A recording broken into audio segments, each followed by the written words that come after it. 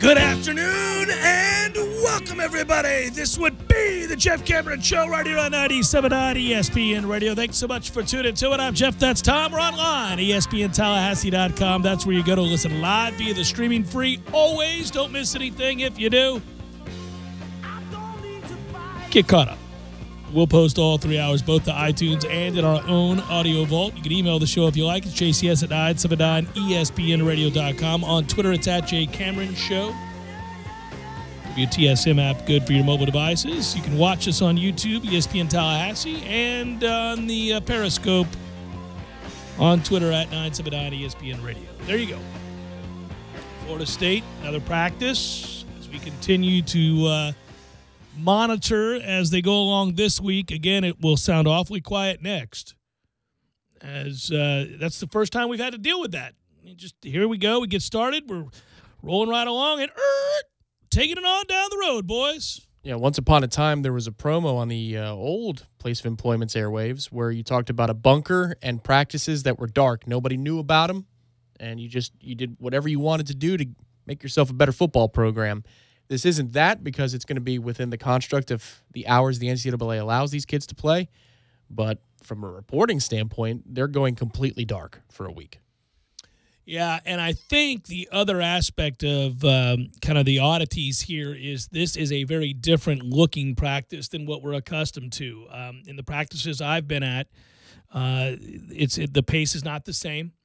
I know this has been brought up before, but it's worth bringing up again. I think that they're trading quantity for quality, or at least that's the attempt. We'll see if it's quality when the games start. But that's kind of where you're at right now. It's a whole lot of teaching.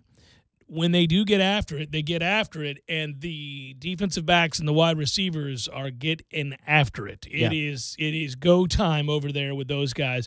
I like it, man. I think there's no question the idea that you're engendering a fierce sense of competition and competitive nature with these guys on a daily basis is going to translate into good things come game day. Well, and it's something that I don't know that we've hit on. You guys probably did yesterday on Seminole Headlines, but they've broken practice up into two groups. So the newcomers are out there quite separately from the veterans and the first and second teamers. Yeah. So what the coaching staff wants to do, it doesn't count as the same practice time. For every kid, you have a certain amount of hours that you can coach them. So I guess that's I don't know if you call it a loophole, but that's what they're working with here. They want to get more one-on-one time with the young kids and get them used to the ways that this program wants to operate day to day, early in camp, and then the practice begins with the ones and the twos. So the ratio of coach to player is much better this week. But if you were trying to do what Jimbo did, while you have half the team out there with the ones and the twos, Ira noted this today in his 3-2-1, the guys would fall out. I mean, if you were trying to run up-tempo, you wouldn't be able to do it. You don't have enough bodies to do it the way that they did it in the spring. Well, I think the storylines so far are not only these coaches and the access to them and their personalities being revealed and the way that they're going about the process of implementing not only the things that they're teaching, the systems that they're implementing, all of that, but just personalities. It's been fun to kind of get to know them. But the other thing about it is you've seen some really talented young players.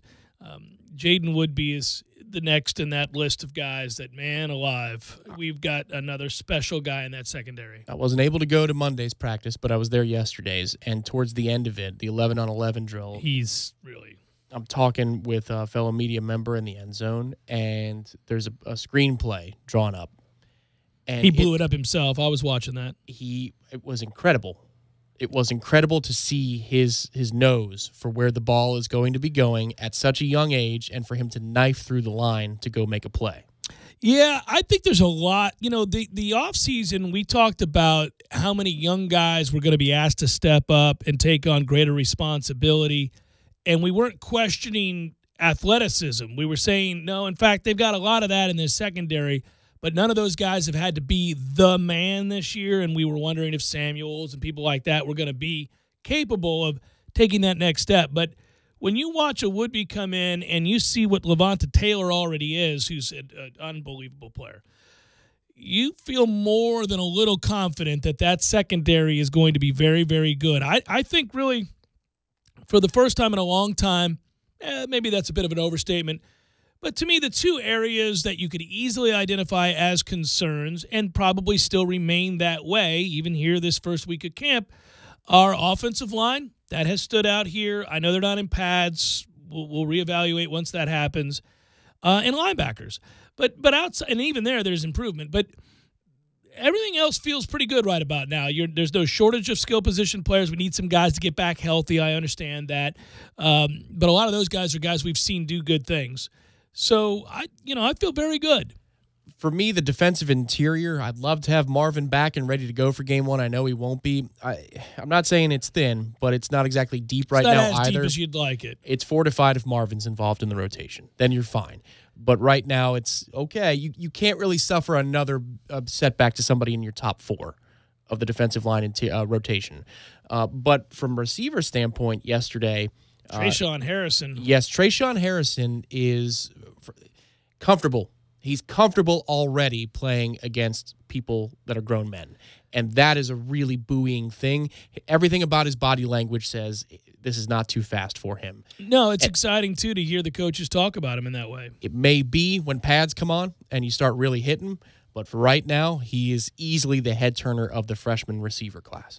Yeah, and I think what we've got so far is this sense that, and again, it's early, but just a slight edge in favor of DeAndre Francois in the quarterback battle. Every day people want an update on the quarterback battles, and they want to know who's winning. And I don't know that I do know there hasn't been a sense that any one guy in that group is dominating the competition. They've all had moments, and that includes Bailey Hockman, where they have all had moments where they've kind of won the moment or the series of plays. But the guy that's been the most consistent of the group has been DeAndre Francois. And it will be fascinating to see if that trend continues. Yeah, I agree. Yesterday I got to watch some individual drills, and before I note that, clean up. Trayshawn did run a wrong route yesterday, so he doesn't know the offense yet. But when you talk about a natural flowing receiver, sometimes you got to teach people body control. Look at Auden Tate and how he developed as his career went along. Yeah. I don't think you need to put much polish on Trayshawn's game when he's out running in the field. But to the quarterbacks, I was watching the individual portion yesterday with the three working with Walt Bell one-on-one. Willie was out working with the other segments. And they were throwing a big exercise ball at the feet of the quarterbacks while they were working on footwork to get the ball out quickly. And then they did a mesh point drill, which is everything in this offense. You could tell, even though DeAndre Francois needed some correction, he was taking his first step with the wrong foot. And Walt was a little bit frustrated with that, but it's day 2 of fall camp. DeAndre's hips, they flip so much faster than the other two. Very quick. He puts his body into position to throw a strike so much faster than the other players do. He's a little bit shorter than James Blackman. And he's got some zip on the ball now. Bailey Hockman gives up a little something in velocity. James Blackman can throw the hardest football. But DeAndre, when he gets into it, I think the strength and conditioning has really helped him this offseason to get just that little bit extra, because this whole offense is about getting the ball out of the quarterback's hands very quickly in the base plays they run. Time's of the essence. You'll be able to play, if you'd like to find it at any point, our Gruden commentary where he's so frustrated because they're taking too much time. I'm sure that is going to be a familiar refrain. They want them playing fast, and guys are struggling to get used to it.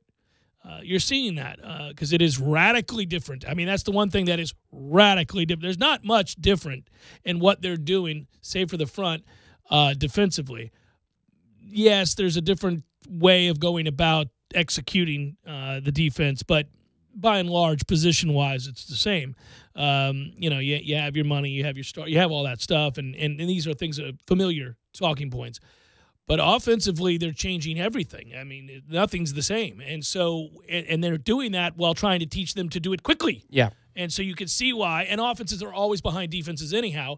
So you can see that all adds up to probably a frustrating first 4 to 5 days for the offense. Well, yeah, and really every little detail of their base plays, especially with the quarterbacks, and this is why they're going over footwork, they matter greatly, because you can't have at a mesh point, and what that is whether or not it's, if you're watching on a Saturday, it's a zone read look, right? This is where the ball is either going to be left in the belly of the running back or taken back and fired. That's the base of everything they're doing. Mm-hmm. A run or a quick throw to the bubble. That's their base play.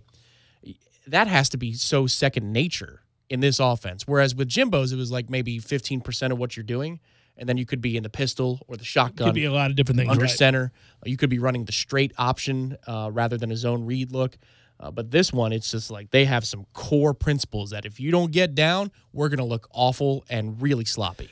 Well, and it's funny about offenses like this in general. When they're humming, they look unstoppable, and we've all watched those kinds of offenses where you sit back and go, why don't we incorporate some of this? You know, you get jealous because you just see it firing on all cylinders, and they're playing fast, and they're lighting up the scoreboard. It's a Christmas tree, you know. But when they're bad, they're real bad, and it's short possessions, and you're putting your defense in an untenable situation. And we watched that a couple times, and we thought, well, I don't like that. So it's a feast or famine sort of deal. And I think the first time that it's a famine, we'll see how much we fall in love with this whole idea. I mean, I'm not saying it doesn't travel, because it does, but when it's not working.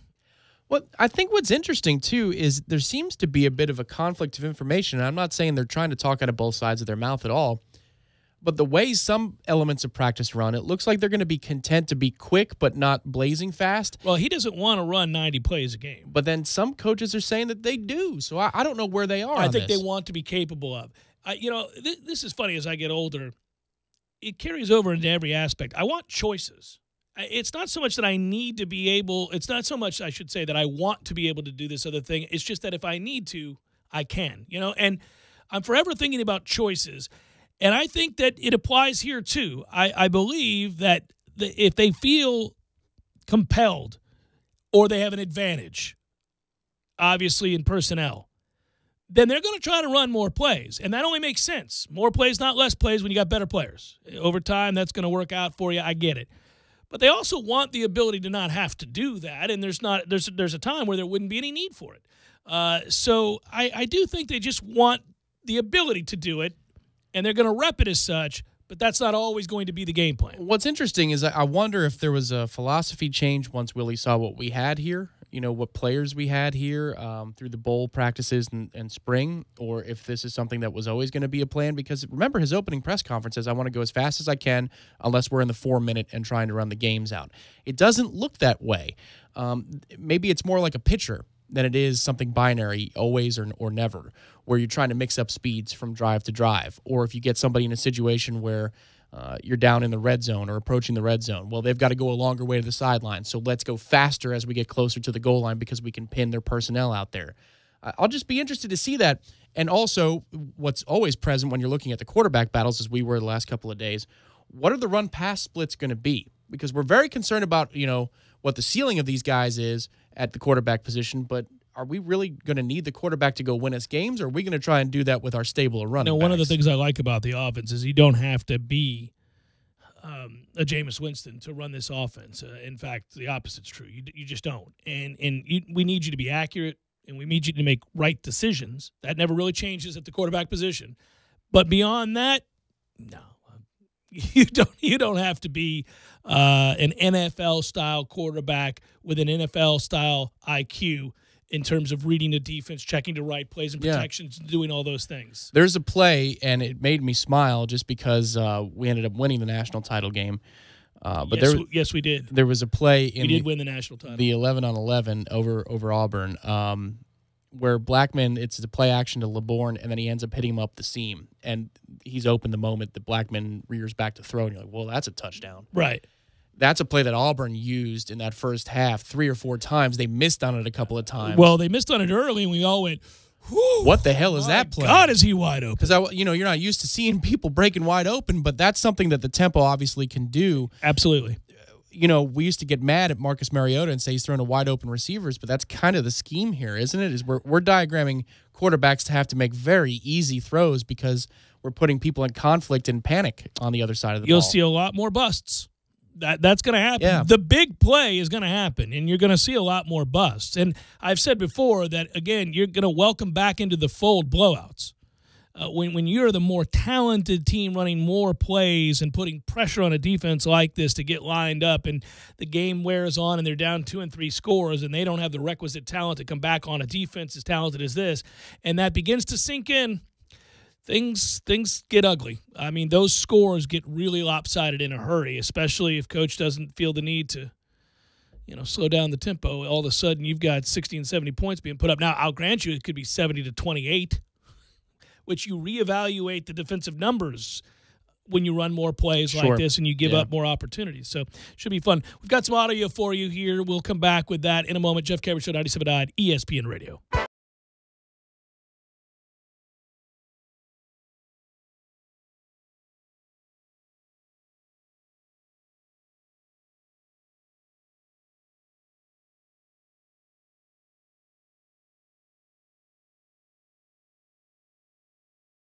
It's a phrase we can't say enough at the Jeff Cameron Show and 97.9 ESPN Radio. And to show you just how much we appreciate you, our listeners, it's time for the 7th annual Jeff Cameron Show Libations Friday Fest, held this year on a special day, Sunday, September the 2nd from 4 p.m. to 7:30 p.m. at the Corner Pocket Bar and Grill. This year, our friends at fanretreat.com have stepped up to sponsor the festivities. So that means your first beer is on us, or Fan Retreat, really. All you have to do is head to fanretreat.com, sign up for a free account, click on the popular retreats icon on the homepage, and join our event. Just like that, your first beer at Libations Friday Fest is taken care of. As always, we'll have free t-shirts for hundreds of you, but get there early. We run out every single year. And to cap it off, there's a free end-of-the-night raffle with fantastic giveaways from JCS sponsors. The 7th annual Jeff Cameron Show Libations Friday Fest Sunday edition, brought to you by fanretreat.com. Sunday, September the 2nd from 4 to 7:30 at the Corner Pocket Bar and Grill on Appalachian Parkway. Thank you to all of our listeners, and we'll see you there.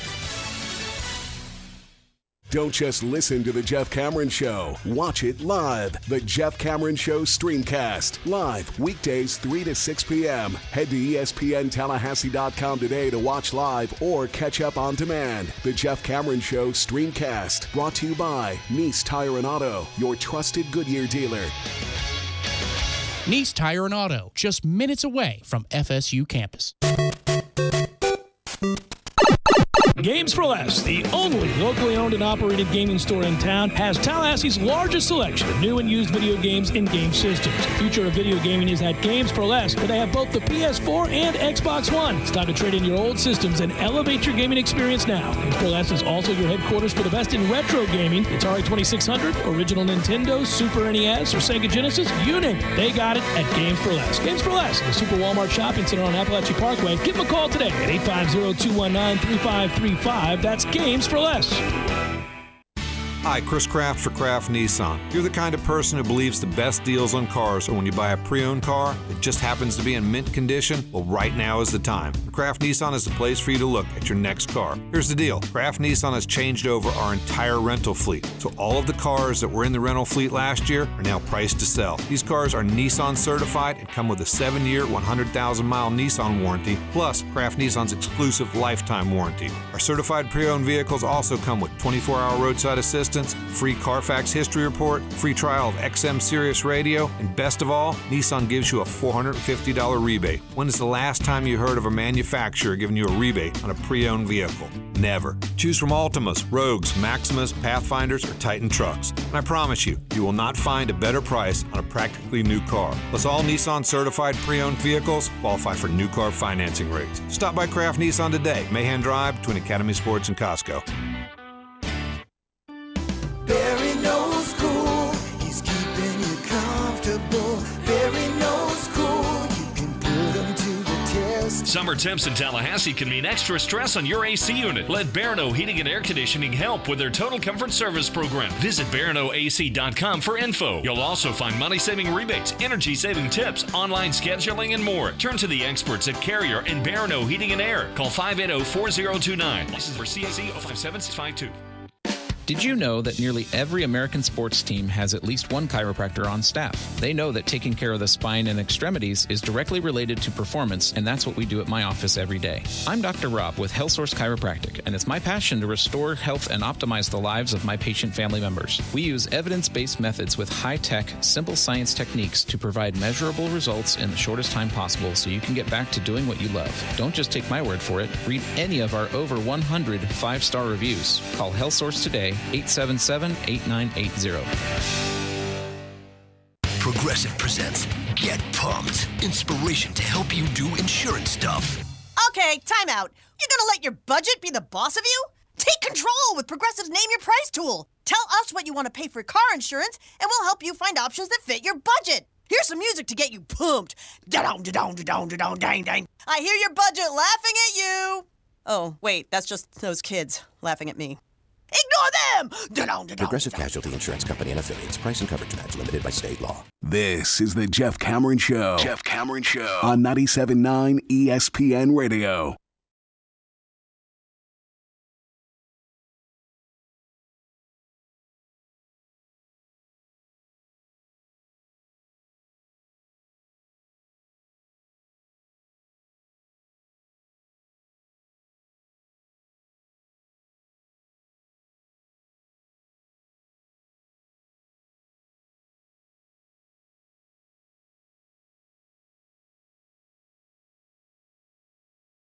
At Jay Cameron Show, Ryan writes, does Fry get the most of a once top class, or does that position group just need some attrition? Smart radio host once said, if you can't block it up. Yep, that's true. That's true. Yeah, it's always the frustrating aspect here, right? You look around, you see all of the talent when it comes to athleticism at the skill positions. This team not lacking that in any way, shape, or form. And if everybody's healthy, I think they're actually loaded. In terms of elite level talent at skill positions, Florida State is really loaded there. But the problem is the offensive line, and I've talked about them a lot. I'll answer your question this way, Ryan. I really want to give this group, whether it's Bavion Johnson, a healthy Landon Dickerson, a healthy Alec Eberle, the benefit of the doubt. A lot of things have plagued this group, and we've seen just terrible inconsistency with their play, and that's putting it kindly. But I also feel like this was a group that perhaps was a little overrated. Not all of those are from the same group, I understand. But I talked to somebody who said, let's just put it this way. This is a former offensive lineman and a good one. That part of the problem he saw in the last few years of Florida State in evaluating the offensive line play, because I asked, what's the deal? I mean, I see the problems, I see the mistakes, and I have my opinion, but you played here, you're a former offensive lineman, you watch offensive line play. What's the deal? This is not Coach Fry that you're speaking to. No, it's not. He would fit that. That's right. And this person said, well, I just don't think they're very good. And sometimes it's that simple. You know, sometimes you're looking for all the reasons as to why or how or what's, what are we not doing here? And it can just be they're not good enough. And the thought was, too, that the reason that was the case was that our previous offensive line coach just did not resonate. The pitch didn't work in trying to bring in the best of the best, the elite of the elite, consistently finding guys to say yes.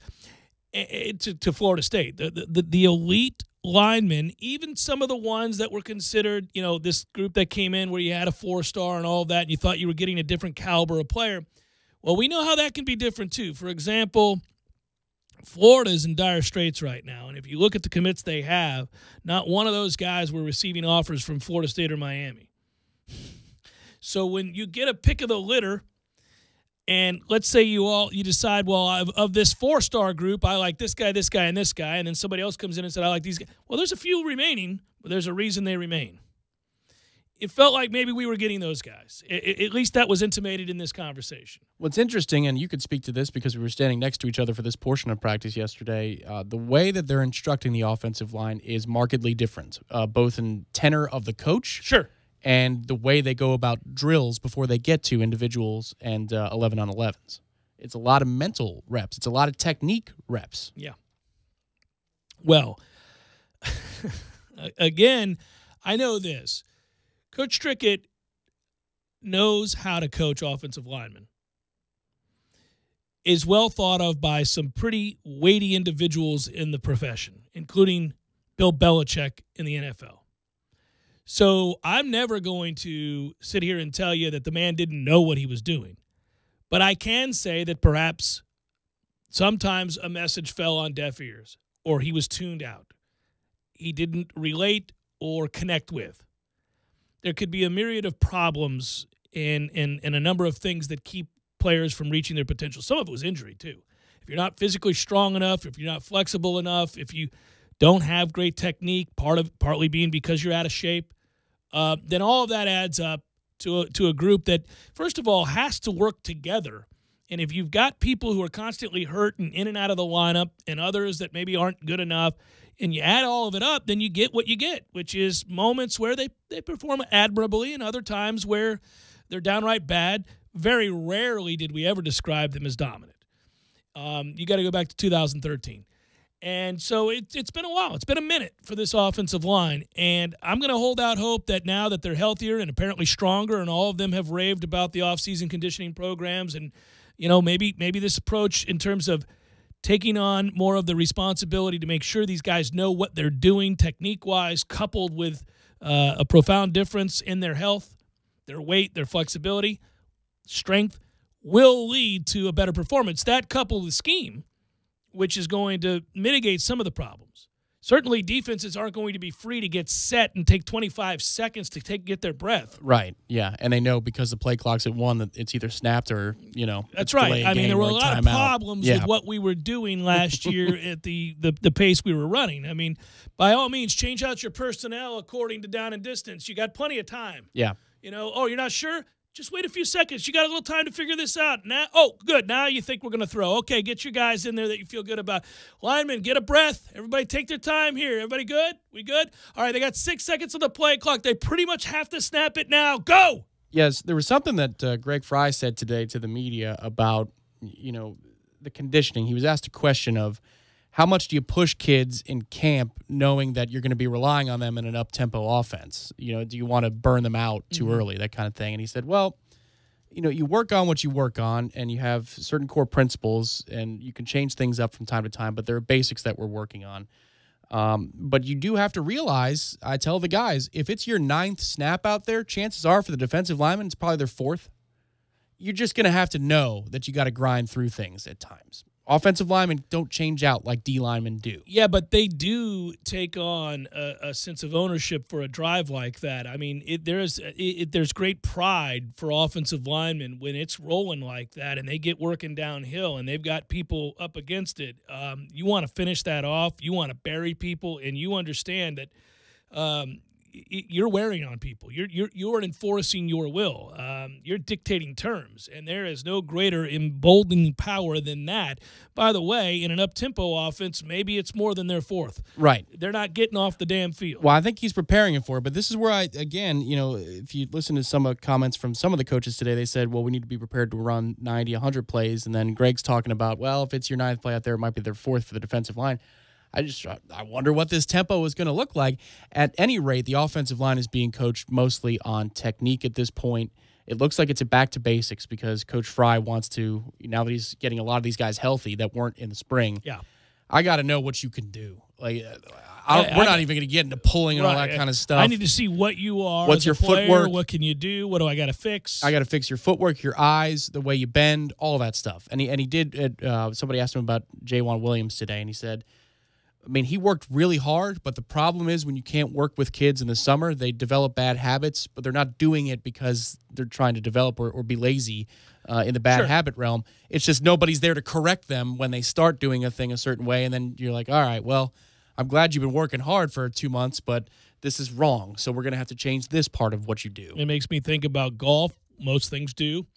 But it's PGA Championship week, and, I've heard countless coaches and professionals talk about, you see people on the range and they're practicing, they have the right intentions, they want to be better, but if you're doing the wrong thing over and over and over again and nobody goes, my man, that's not, no, you're creating muscle memory to do the wrong thing. You need to do this, this, and this, now hit or work on this. It's just a waste of time. It's scary when that happens because you got to undo all of that and reteach something, and that's very difficult. So let's just, again, you want them to be you can't have that be the albatross that holds back an otherwise offense that's ready to explode, because I do think you have those other positions ready to roll. I mean, they're as deep as anybody in the country in the backfield.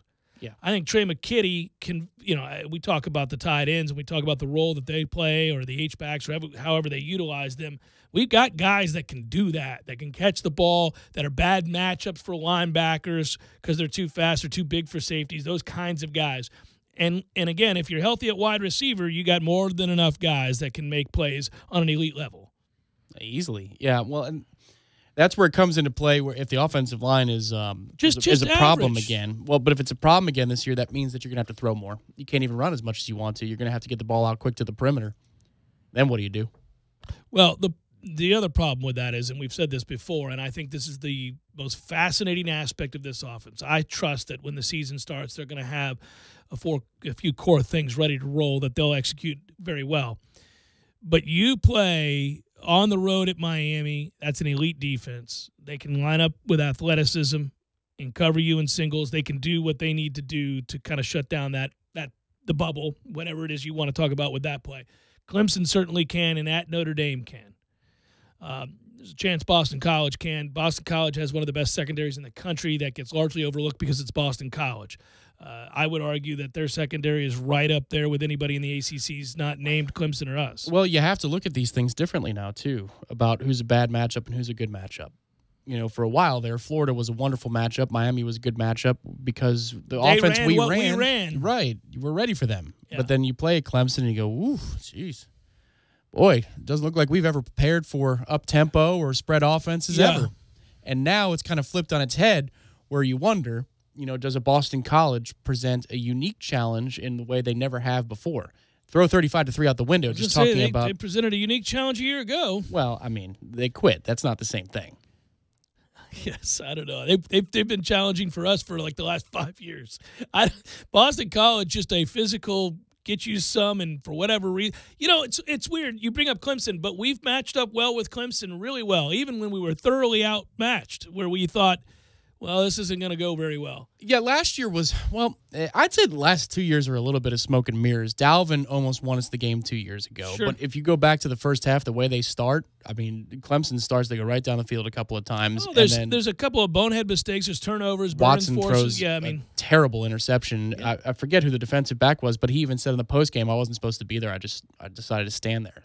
So it's almost as though the pre-scout might have been correct and the throw was correct, but somebody wasn't where he was supposed to be, and it happened to be right place, right time. By the way, do you think Clemson fans read that, hear that, and go, well, is this going to go on in perpetuity, LaMarcus Joyner? Right. I mean, what are we doing here, right? That guy's got no business. And then last year, I mean, you think about what our offense did. And yet here we are in the fourth quarter on the road with a freshman quarterback and a chance to win. It's something you say to a Clemson fan, it's incredible. You guys just can't pull away. Like in 13, remember what we did to you. You guys have never been able to do that to us. You haven't had one Not of those. even close. It's Jeff Cameron Show, 97.9 ESPN Radio.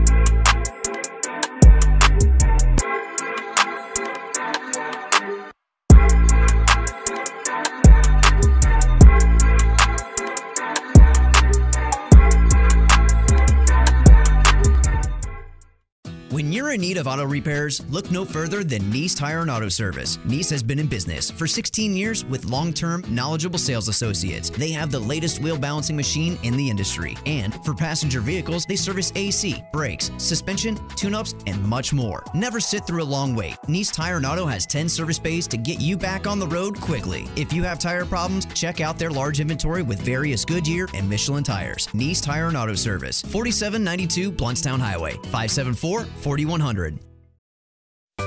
Sorry, boys, I did not have time to pack. We got this. It's right here, guys. We got this.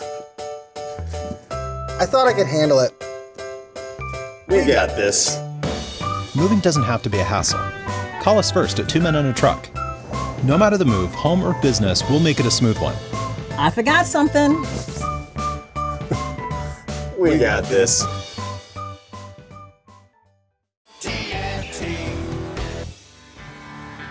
Smoother, Bolder. Sharper.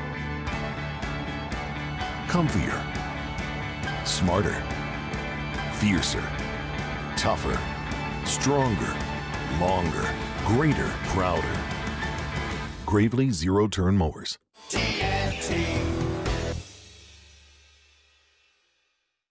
Make sure your car is back to school ready. At Superlube, we pride ourselves on keeping your car maintained properly. And Superlube offers quick and convenient service, so you'll be back on your way in no time. So go to superlube.com for your back to school oil change coupons. Superlube, get your oil changed and a whole lot more. With 19 area locations, there's bound to be one near you. How I love to superlube my car, lube my car.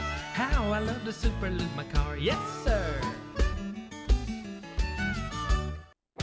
Are you tired of getting the same two-piece kits? Cornerstone Tool & Fastener and DeWalt have your answer. Buy a quarter-inch 3-speed impact kit with two 4-amp-hour batteries and receive a free quarter-inch 3-speed impact kit. That's correct. You get two DeWalt 3-speed impact kits for the price of one, only at Cornerstone Tool & Fastener. While you're there, check out the power of freedom. FlexVolt 60-volt tools from chainsaws to string trimmers, blowers, and even compressors. Cornerstone has the largest DeWalt selection in Tallahassee, 1110 Stuckey Ave and 3269 Crawfordville Highway. Tallahassee location open on Saturdays from 8 a.m. until noon.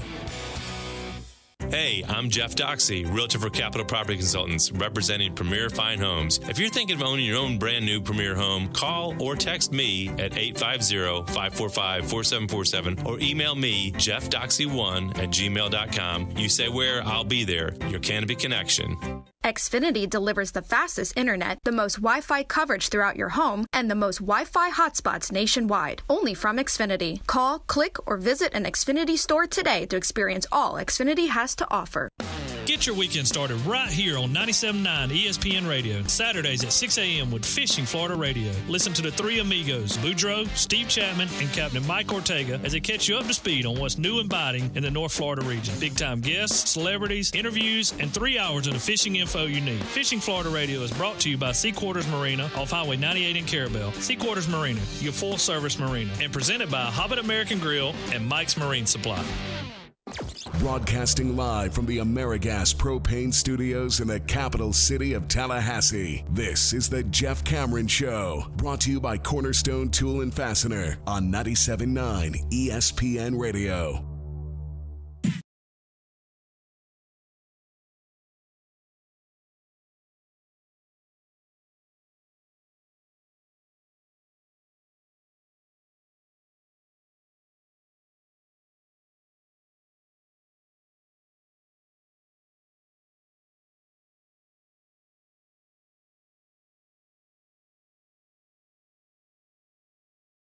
Fell in love with the drama.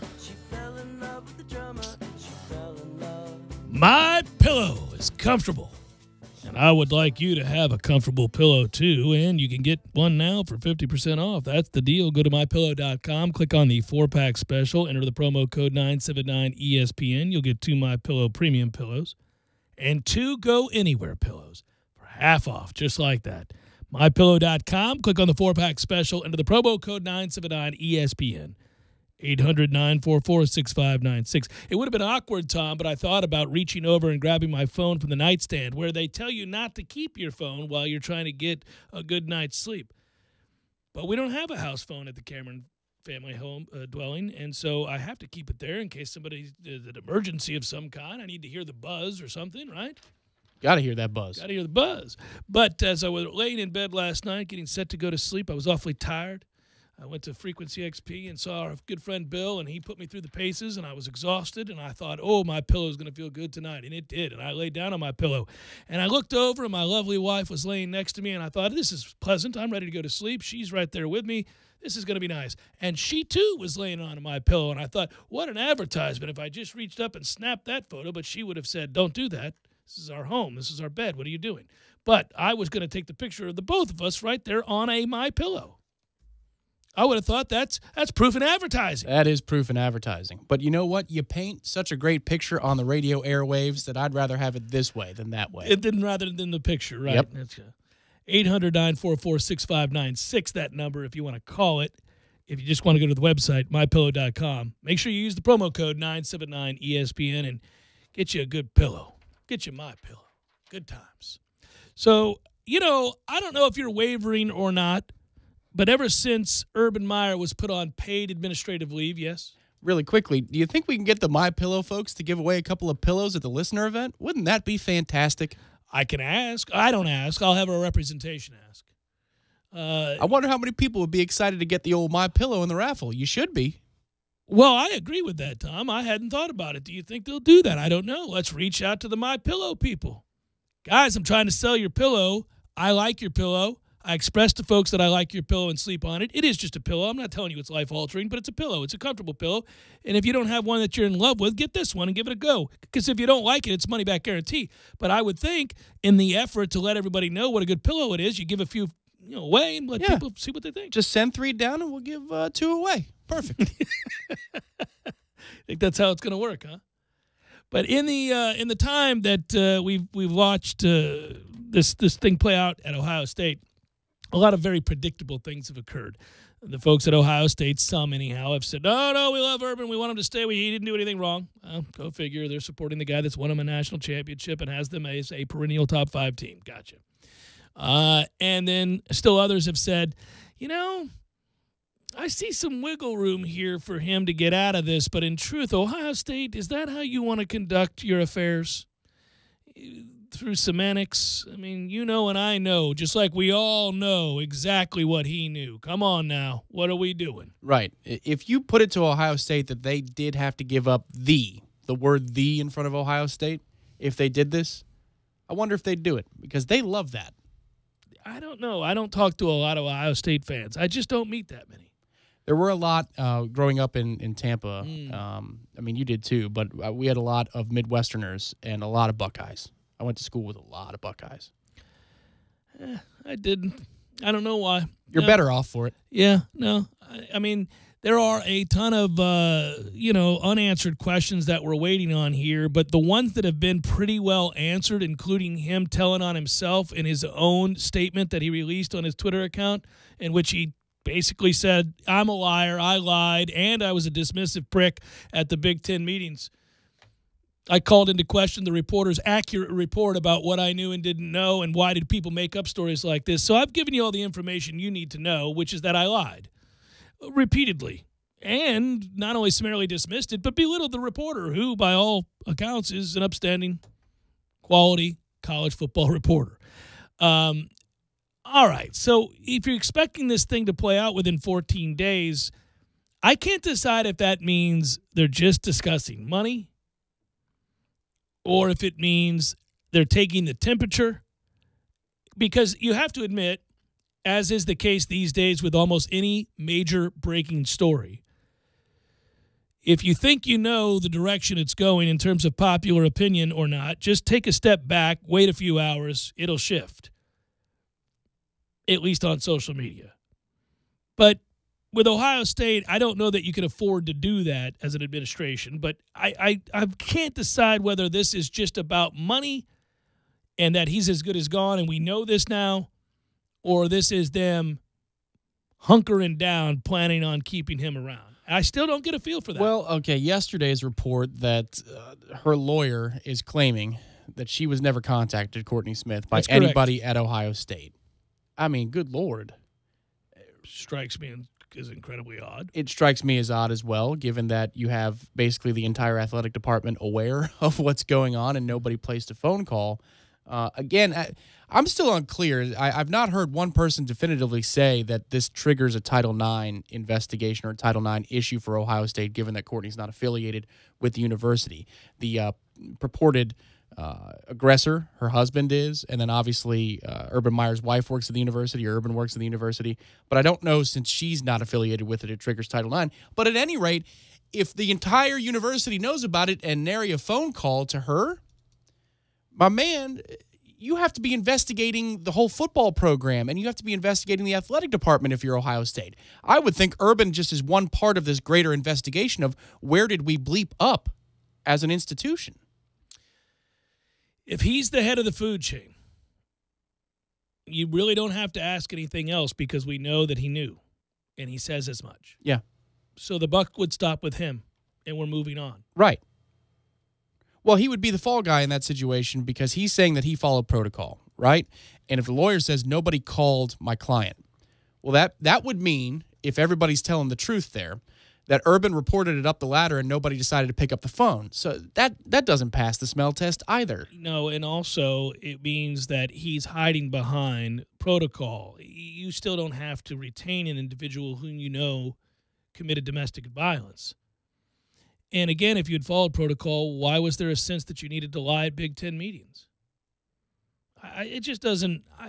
The more I do that when we do the exercise and we play it out, the more I think that they won't be able to find a way to keep him. But that maybe this delay is an effort to do just that.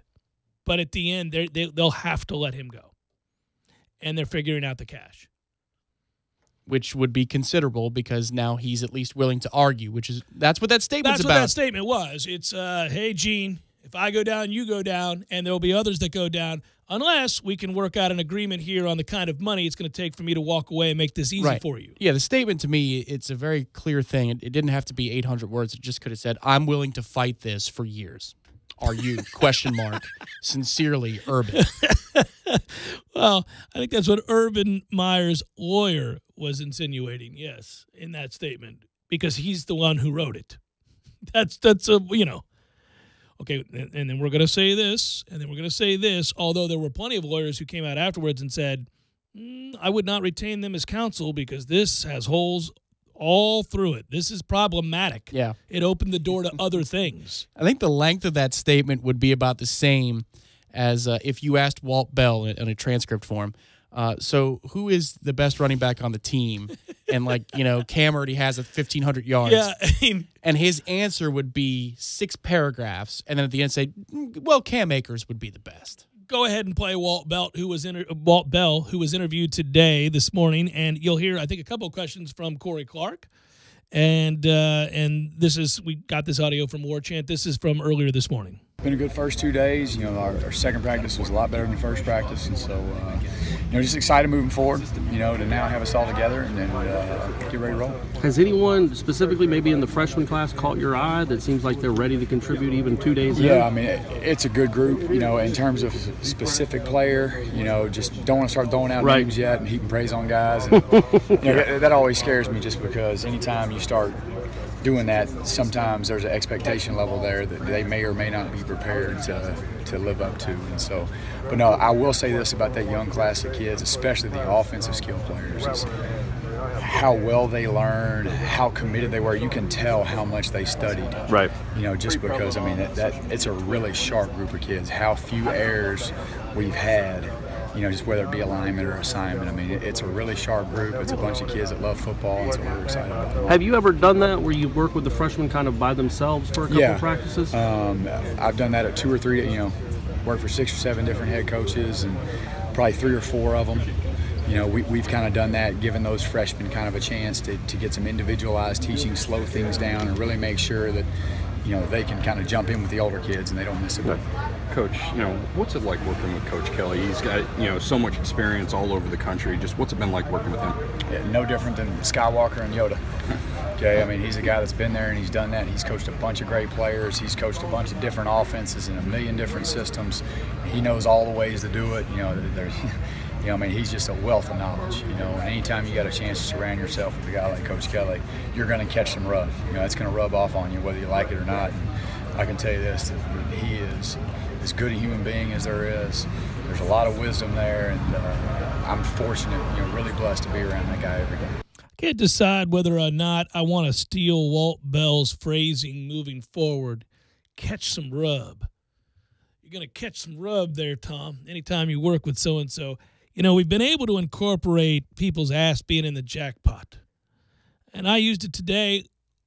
You can share with the people in the correct context, just you and I in a normal conversation on the phone. You did in the flow of the conversation. I appreciated it, but you did stop to call attention. Like, you see what I did? I did that because I was really proud. It was so well done in the moment. We were talking, and I told you about somebody's ass being in the jackpot, and I just thought afterwards I could just plow through and say this, but then I thought, no, he really needs to realize just how ingenious that was to work it into the conversation. It's also been co-opted on the programming side of the building because we have a lot of projects coming up. And you'd say, my ass is in the jackpot if you don't get this done. Yes, when I describe things to Matthew about whatever we have coming up, I'm like, now this is an ass in the jackpot project here.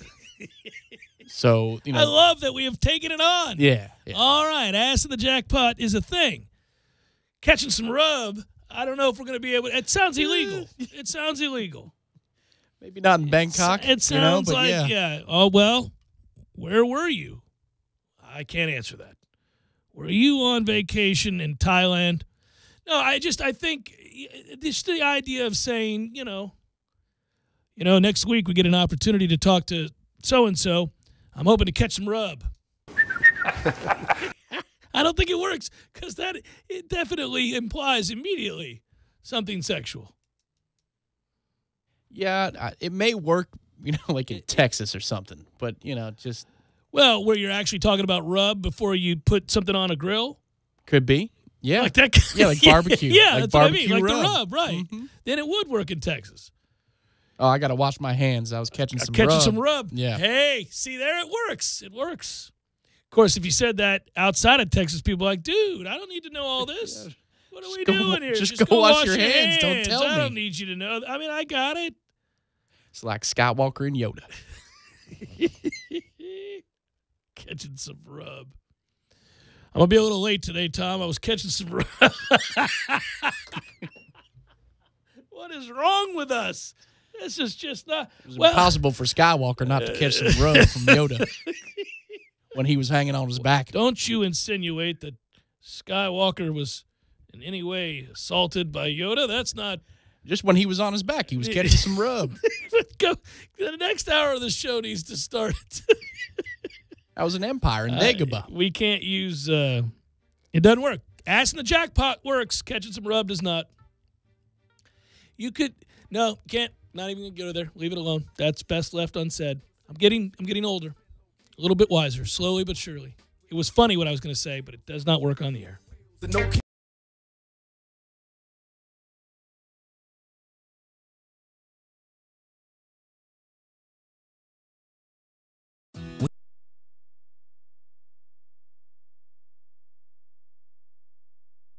Long-term, knowledgeable sales associates. They have the latest wheel balancing machine in the industry. And for passenger vehicles, they service AC, brakes, suspension, tune-ups, and much more. Never sit through a long wait. Nice Tire and Auto has 10 service bays to get you back on the road quickly. If you have tire problems, check out their large inventory with various Goodyear and Michelin tires. Nice Tire and Auto Service, 4792 Bluntstown Highway, 574-4100.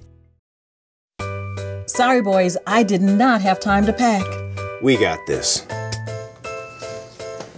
It's right here, guys. We got this. I thought I could handle it.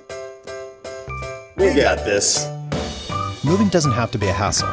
Call us first at 2 Men and a Truck. No matter the move, home or business, we'll make it a smooth one. I forgot something. We got this.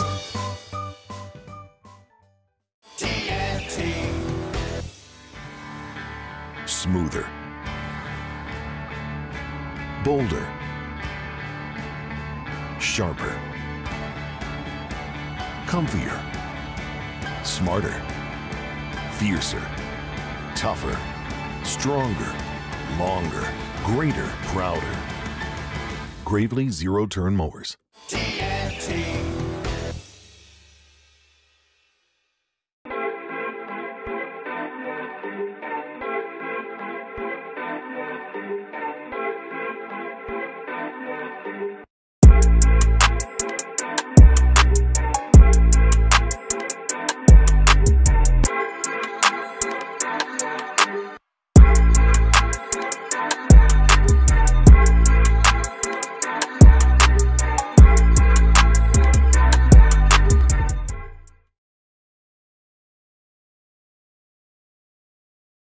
only locally owned and operated gaming store in town, has Tallahassee's largest selection of new and used video games and game systems. The future of video gaming is at Games for Less, where they have both the PS4 and Xbox One. It's time to trade in your old systems and elevate your gaming experience now. Games for Less is also your headquarters for the best in retro gaming. Atari 2600, original Nintendo, Super NES, or Sega Genesis, you name it. They got it at Games for Less. Games for Less, the Super Walmart Shopping Center on Appalachia Parkway. Give them a call today at 850-219-3535. That's Games for Less.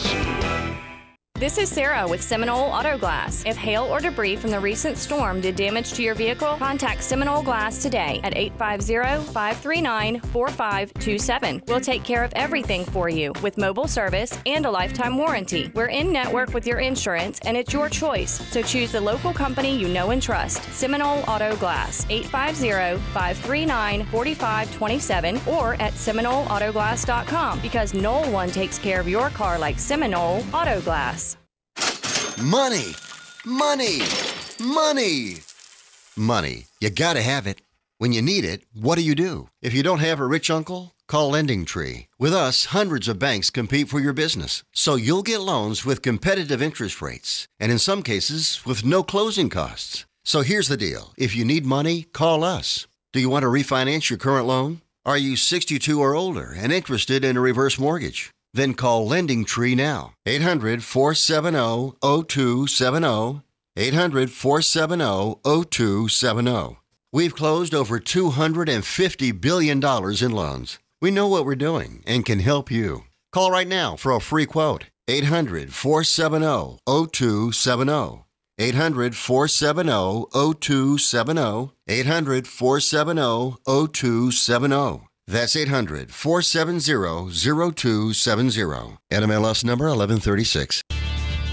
Now you can get a great-looking cut in less time every time with an Exmark. The mowers landscape pros trust 2-to-1 over the next best-selling brand of mowers. When you buy your Exmark mower from Southern Harvest Equipment, you are guaranteed a great price. Nobody sells Exmark mowers for less, and currently select commercial mowers are 15% off commercial sales price while supplies last. You can also receive 0% financing. Find the Exmark that's right for you at Southern Harvest Equipment, located at 408 Wiggum Dairy Road in Bainbridge, Georgia. Exmark, ready to work for you.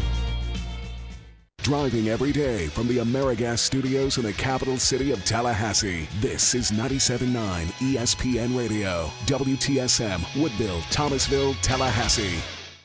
ESPN Radio Sports Center. I'm Doug Brown. The general manager of the Rams, Les Snead, seems to be encouraged by the progress of contract talks with holdout defensive lineman Aaron Donald. Snead says today the two sides are in the same ballpark. Donald is holding out for the second year in a row. This is the last year of his rookie contract, paying him $6.9 million, but he's looking for a big money extension. Panthers offensive lineman Tyler Larson signs a 2-year extension through the 2020 season. He could be the starting center for Carolina after Ryan Khalil retires, and that's where he's expected to start in tomorrow night's preseason opener against the Bills. The Urban Meyer investigation continues at Ohio State, and there's now been some pushback against the accusations of domestic violence from Courtney Smith, the ex-wife of a former Buckeyes assistant. ESPN's Dan Murphy. Inevitably, in this case, is when you've got someone coming after a beloved football coach in a football program with a lot of fans, people are going to find reasons to try to cast doubt on the person who's bringing those accusations up. And usually it's going to turn ugly, and there's going to be some ugly rumors. Dan Murphy on Freddie and Fitzsimmons. Miami Hurricanes tight end Michael Irvin II will be out for about 4 months with a right knee injury. He's the son of Hall of Fame wideout Michael Irvin. If Tiger Woods wins the PGA Championship this week, he'll automatically qualify to play on the U.S. Ryder Cup team in France. Otherwise, he'll have to rely on getting picked by team captain Jim Furyk. Woods is already a vice captain on the team. Astros shortstop Carlos Correa will likely come off the DL for this weekend's series against the Mariners. Correa has been out more than 6 weeks with a lower back injury. Broadcasting live from the AmeriGas Propane Studios in the capital city of Tallahassee, this is the Jeff Cameron Show, brought to you by Cornerstone Tool and Fastener on 97.9 ESPN Radio.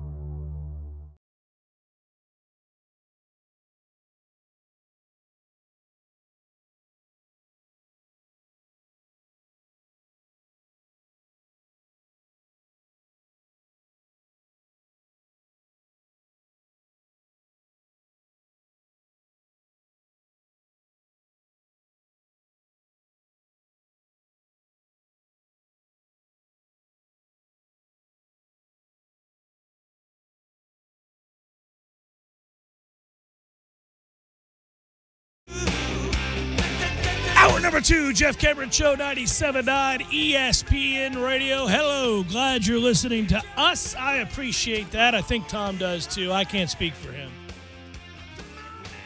We're online, ESPNTallahassee.com. Silence is deafening. Email the show if you like, JCS at 979 ESPNradio.com. On Twitter, it's at J Cameron Show. WTSM app, good for your mobile devices.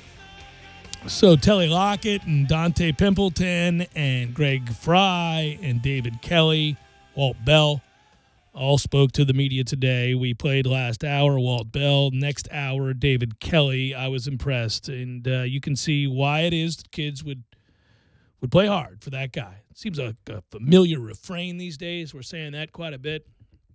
You know what I did last night? I was reading a bunch of articles and just kind of catching up on football practice around the country.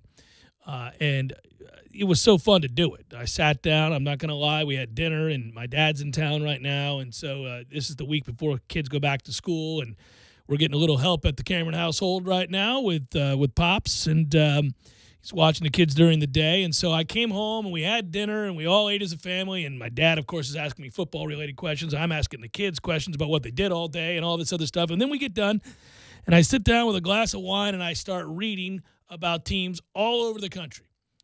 And eventually I got to Texas A&M.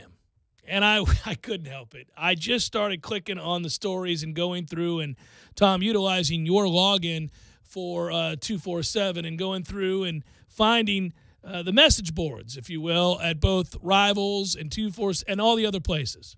That was my parting gift for working for 247 for 2 years, I want to say. That's right. And I'll tell you what, it's actually been more valuable than the paycheck they were cutting me as I was trying to cut my teeth as a, one of those stringer reporter guys. I just like going around and looking at what people's impressions are of new staff. So I found myself looking at Nebraska, Texas A&M, UCLA, and all the places that had new coaches, 6 new SEC coaches. So I'm going through all of that, and I'm just kind of curious what people think, and that includes many of our rivals. So I'm, Dan Mullen, obviously, at Florida.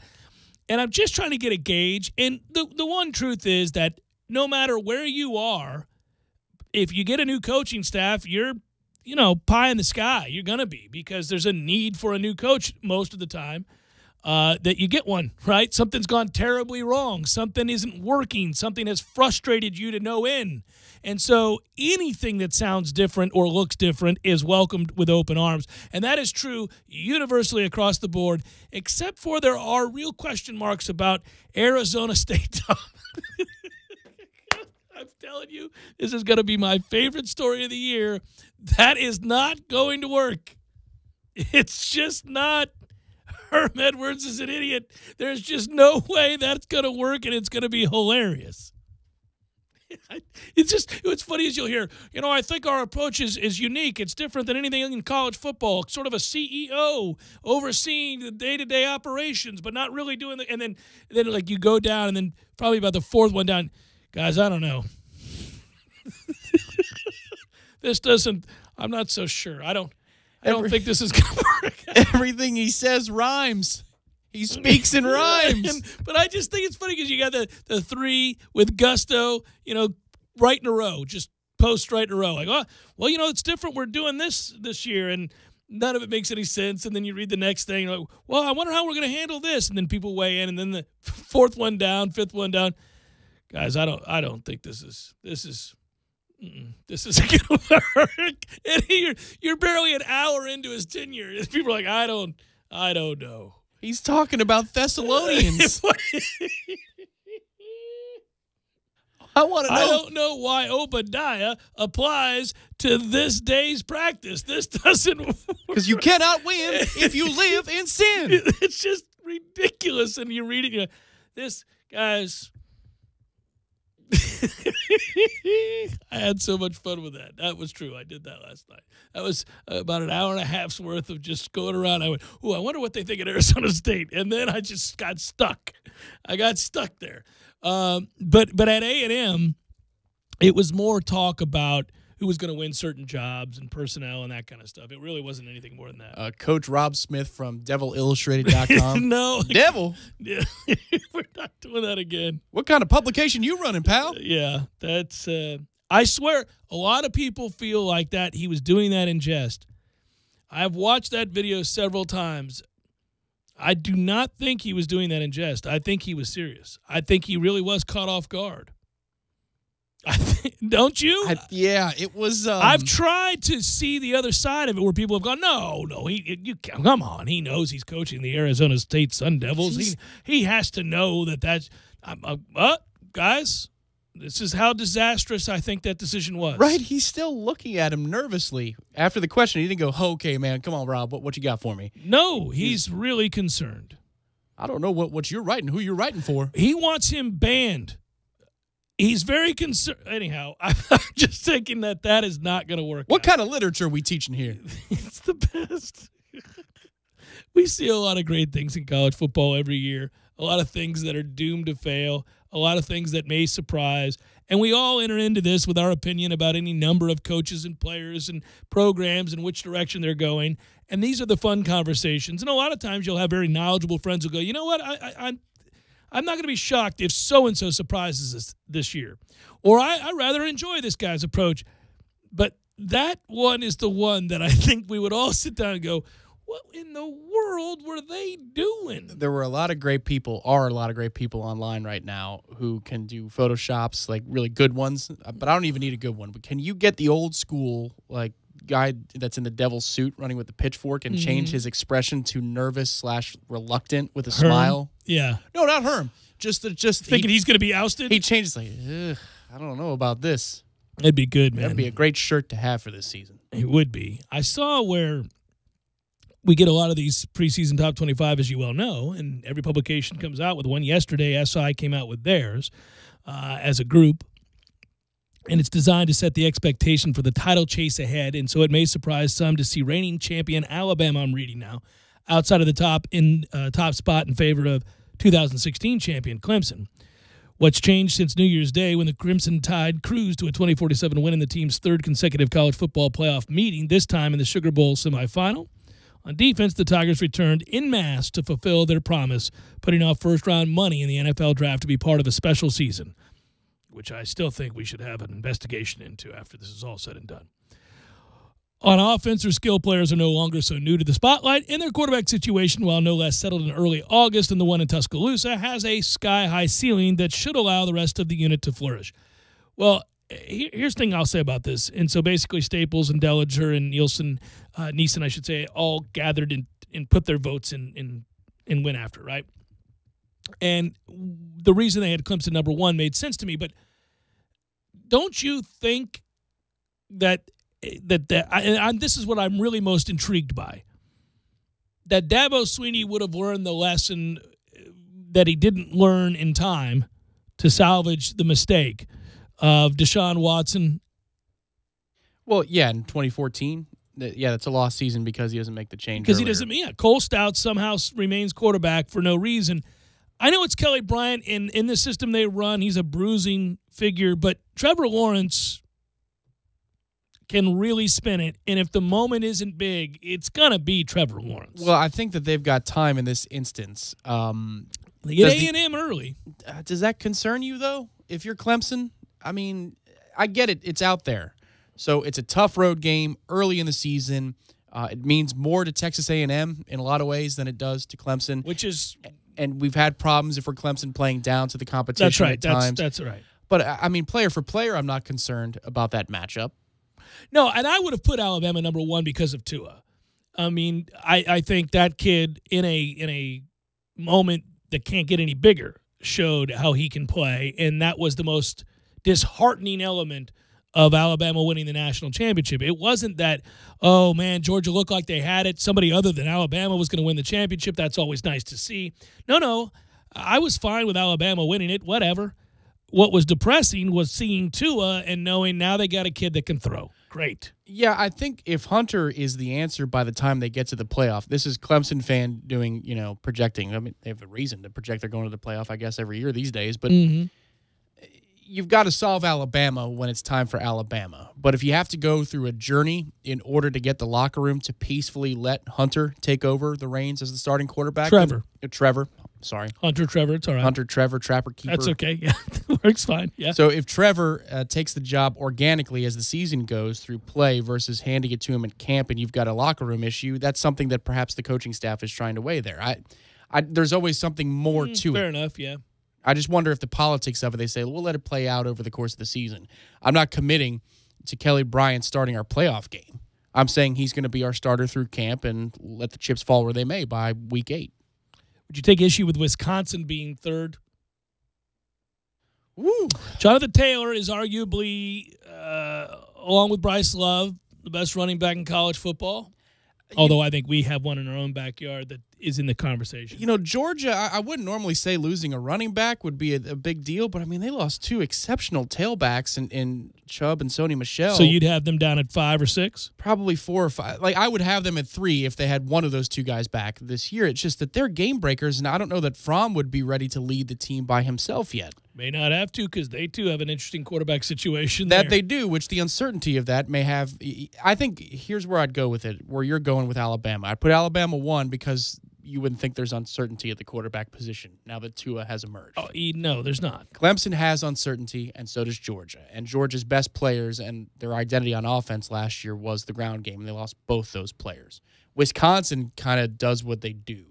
And I don't think that they have had much attrition year to year. That's why everybody's on them this season. Well, the reason everybody's on him this season is that Jonathan Taylor, one of the best 5 players in college football, returns to the backfield and is a odds-on favorite to win the Heisman, in addition to the fact that they return all their offensive linemen, 3 of which are thought to be first 2-round draft picks. So they're going to line up and run the ball down your throat, which is what they do. Problem is they escaped a lot of things a year ago before losing to Ohio State on the schedule. Their schedule's a little bit more difficult this year. Yeah, that's fair, but they have their stud. I guess it's just Alabama and Clemson and everybody else until further notice right now, with Georgia knocking on the door. I think that's true. There is the thought that that Georgia, while great and doing an incredible job of recruiting currently, there is this wild card about the defense this year, because when you lose 6 starters from an elite defense, including the Butkus Award winner and Roquan Smith, who we saw get drafted and all of that, there's going to be a step back. They were loaded on defense last year, in particular at linebacker.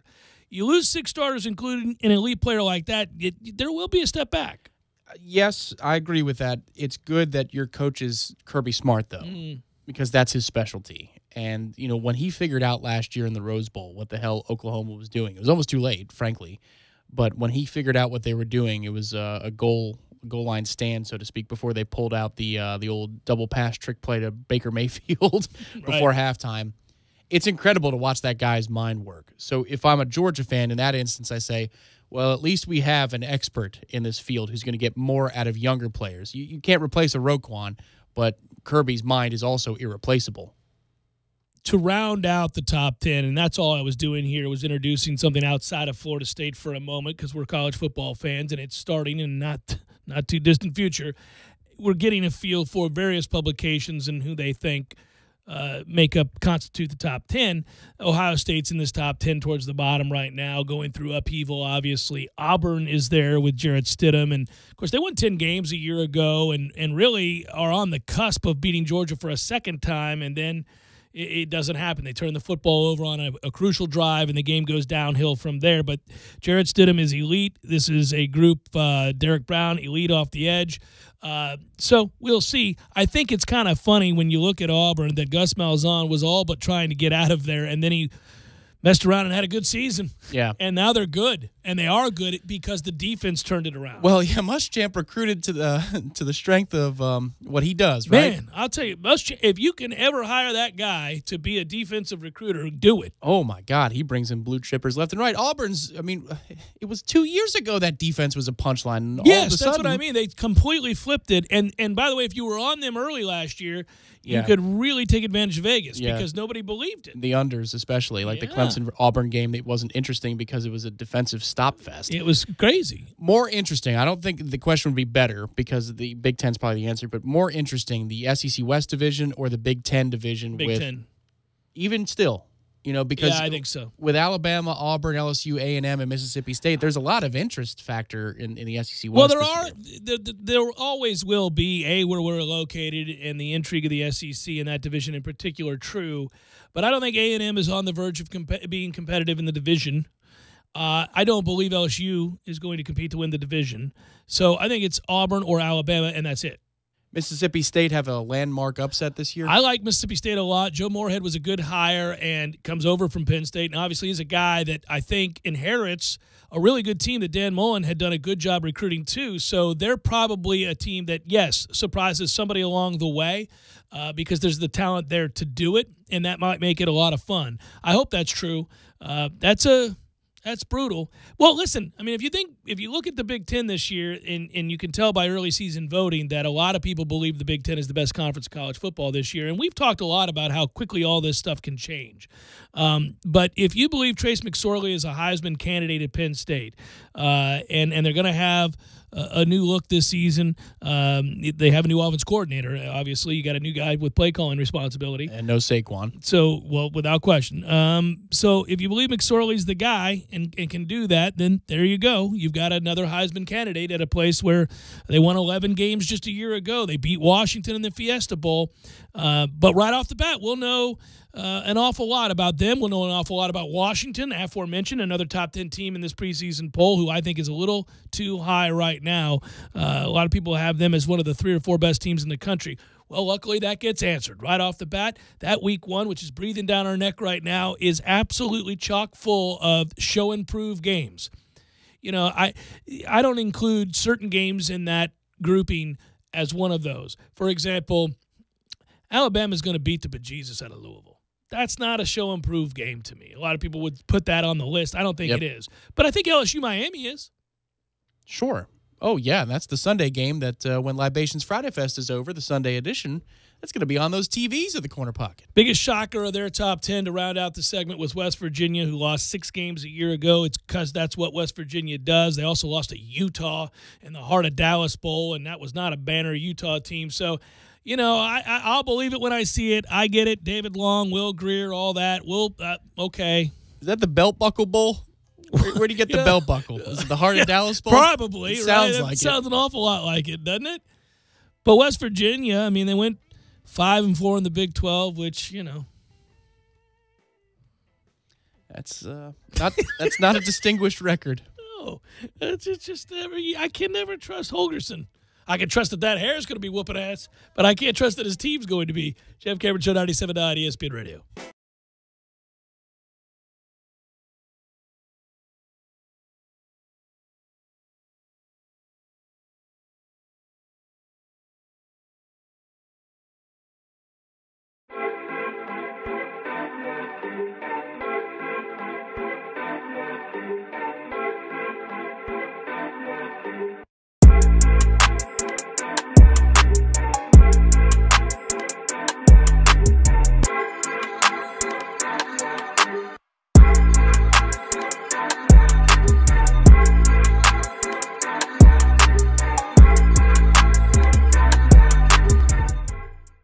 When you're in need of auto repairs, look no further than Nice Tire and Auto Service. Nice has been in business for 16 years with long-term, knowledgeable sales associates. They have the latest wheel balancing machine in the industry. And for passenger vehicles, they service AC, brakes, suspension, tune-ups, and much more. Never sit through a long wait. Nice Tire and Auto has 10 service bays to get you back on the road quickly. If you have tire problems, check out their large inventory with various Goodyear and Michelin tires. Nice Tire and Auto Service, 4792 Blountstown Highway, 574-4100. Sorry, boys, I did not have time to pack. We got this. It's right here, guys. We got this. I thought I could handle it. We got this. Moving doesn't have to be a hassle. Call us first at 2 Men and a Truck. No matter the move, home or business, we'll make it a smooth one. I forgot something. We got this.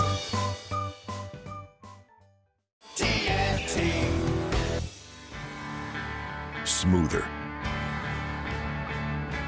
bolder, sharper, comfier, smarter, fiercer. tougher, stronger, longer, greater, prouder. Gravely zero-turn mowers. TNT.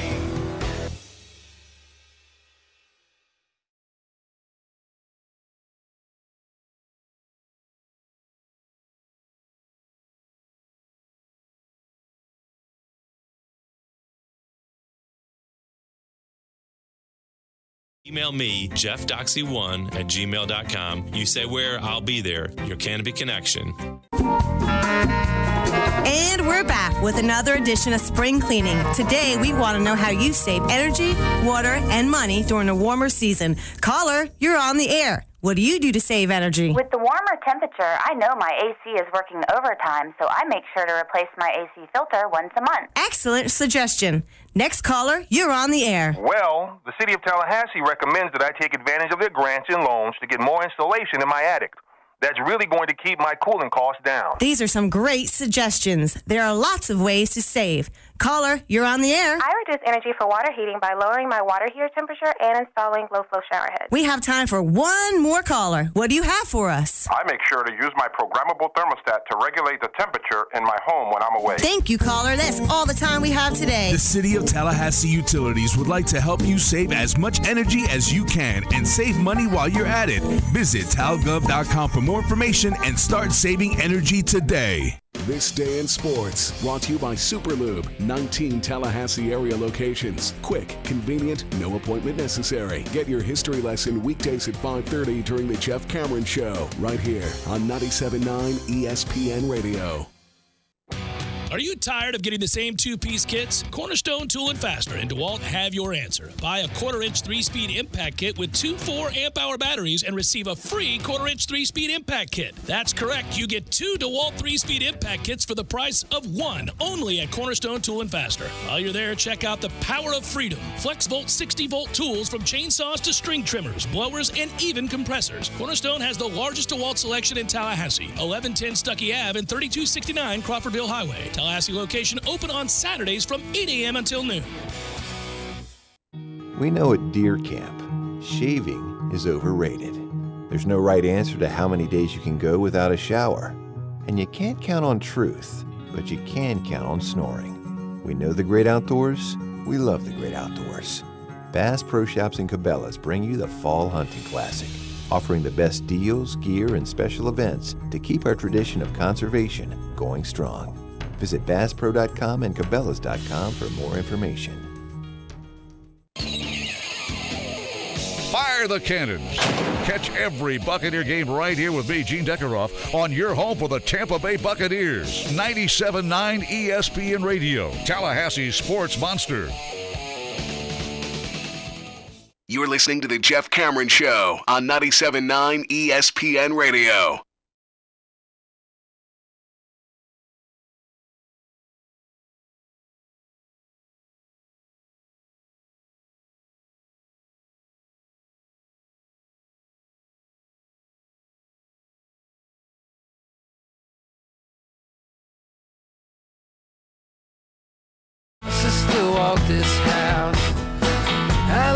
Jeff Cameron Show, 97.9 ESPN Radio. Well, I wish somebody would give me an illegal insider trading tip. I feel like I would fall victim to that. I would probably go to prison. Doesn't feel like stealing. Well, I mean, how specific is the tip and from whom, right? And is it in electronic form or by word of mouth? Word of mouth always, sir. You can't have it in electronic form. Well, what I'm saying is if you were privy to some information that's embargoed and it's not necessarily a tip, but you had embargoed information. Right. I mean, yeah, you can't really do that. I want the kind of information that's going to make me a millionaire. And I would act upon it and take my chances that they wouldn't be able to get me. What brought this to the forefront of your mind? New York Congressman Chris Collins was arrested on insider trading charges, so he's in big trouble. But I was just sitting there thinking to myself, yeah, they could probably get me on that one. Isn't it intentionally murky what happened with Phil Mickelson? There was something there. I was about to say, wait a minute. What are we bringing to the forefront here? Isn't it intentionally murky whatever happened to Phil? No, there was... What Phil? The thing. The thing with Phil. He went missing. Oh, that's right. Phil did go missing. We thought he Phil just ran off. with the air quotes. Yeah. Phil. You remember Phil? Make a phone call. Say it louder. Okay. Yeah, I thought it was intentionally murky. I think he was probably guilty. Yeah. But I don't know that, and that might be something I could get sued over. So, But I give thumbs up to everybody as I walk by. Everything's okay. And or a golf ball to children. That's a key thing. Hey, give him credit for knowing how to play the game, literally and figuratively. He's got it down. Yeah, Phil is diametrically opposed to taxes and the law. Yeah, exactly. And he loves gambling. I mean, and seeing that part, I'm like, all right, Phil. Yeah, but he's maniacal. Stories of him going to Cardinals practices and asking about third team depth charts and such. You want to be an informed investor. That's all I'm saying. You want to be an informed investor. The example was third team. That now, it may have been exaggeration on the part of, I forget who was telling the story. I'm sure. That doesn't exist in the NFL. Who the hell is a third team anything in the NFL? And why do they matter?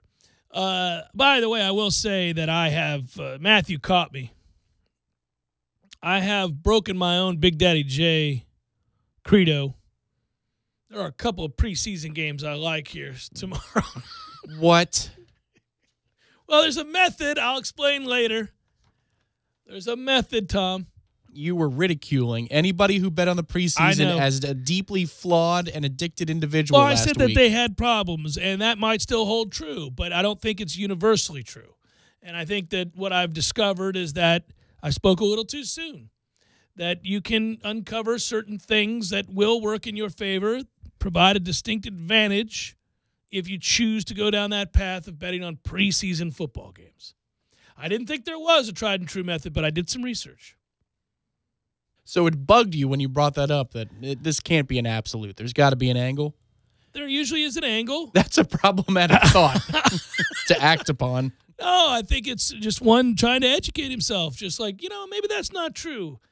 Is there a pattern of things that can be shown over time that holds true in the preseason?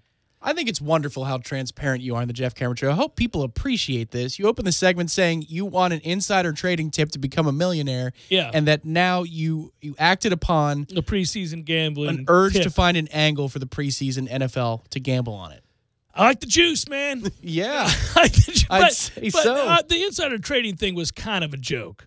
That was a little tongue-in-cheek. I don't know. I mean, if it were truly down to the nitty-gritty, I think I'd have to be a little bit more careful. I wouldn't be so flippant in the comments that I make. Nobody's giving me an insider trading tip that's going, this isn't a real thing. It's not going to happen. But I just thought, of the crimes that you read about, you often say, would I be guilty of this? Could I do something like that? Is that something where that mistake could be made, or that decision even could be made, where you would knowingly go into something like that and you go, I don't see the harm in it. I don't think it should be a crime. I'm going to do it. Like that kind of thing, right? Would you have that attitude? And I always thought, when I see the films and so forth, I'm not talking about Ponzi schemes. Yeah. But when I see the films and so forth in which somebody gives a tip about a purchase or a development, something, I go, you stumble across a thing. Jeff Cameron loves Blue Star. There's no way to properly segue where I wanted to go, which was to say, if you've got a do-it-yourself project, you need to go see my friends at Cornerstone Tool & Fastener to satisfy all your power tool needs. Stop by either of the Cornerstone Tool & Fasteners 2 locations, 1110 Stuckey Ave and 3269 Crawfordville Highway, or call today at 580-1200. By the way, Cornerstone Tool & Fasteners, there's 2 locations, but the one in Tallahassee open this Saturday from 8 until noon, every Saturday, for that matter. That would be the 1110 Stuckey Ave. Because I would figure 3269 That's in Tallahassee, yeah. Crawfordville Highway is probably in Crawfordville. That's correct. That makes a lot of sense. I know. I butchered it, but it was a short segment, so I thought, well, we gotta do what we gotta do. Sometimes I like to bring up what's on my mind, just randomly. Insider trading doesn't seem like something you'd. There'll be a guy at the listener party who's like, well, if you're really interested, there's always one. You're right. There'll be a guy who goes, I heard you talking, Jeff, and I get it. I get it. I'm just saying. There's always a just say it afterwards. You can get it, too. Yeah. Just saying. I got a guy. Everybody's got a guy.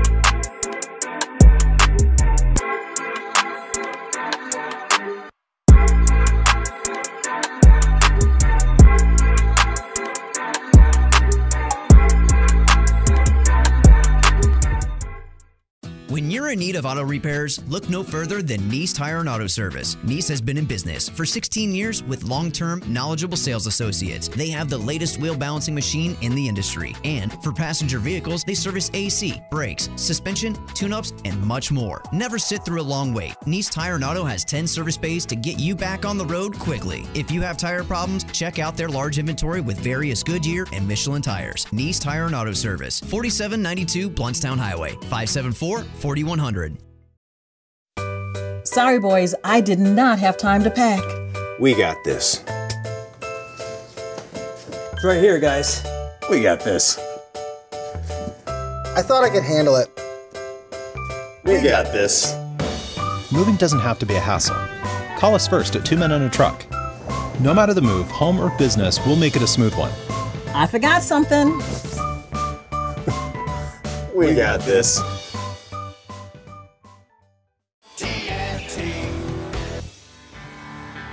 Smoother, bolder, sharper, comfier, smarter, fiercer, tougher, stronger, longer, greater, prouder. Gravely zero-turn mowers.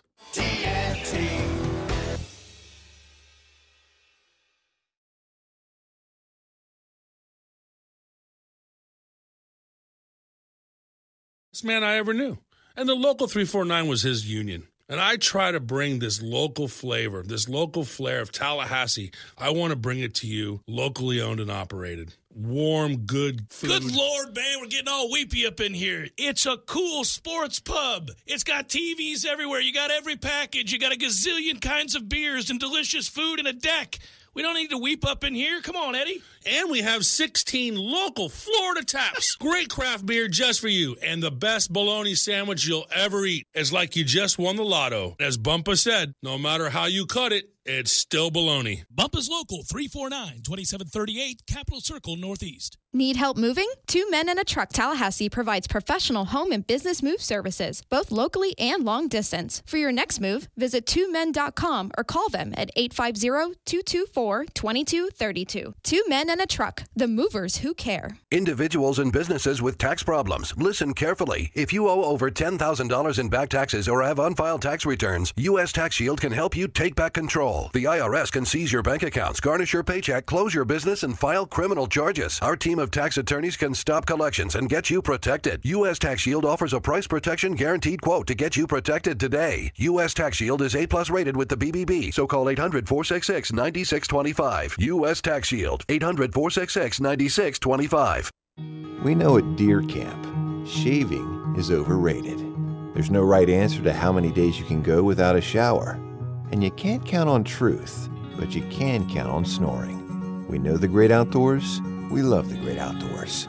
Bass Pro Shops and Cabela's bring you the Fall Hunting Classic, offering the best deals, gear, and special events to keep our tradition of conservation going strong. Visit BassPro.com and Cabela's.com for more information.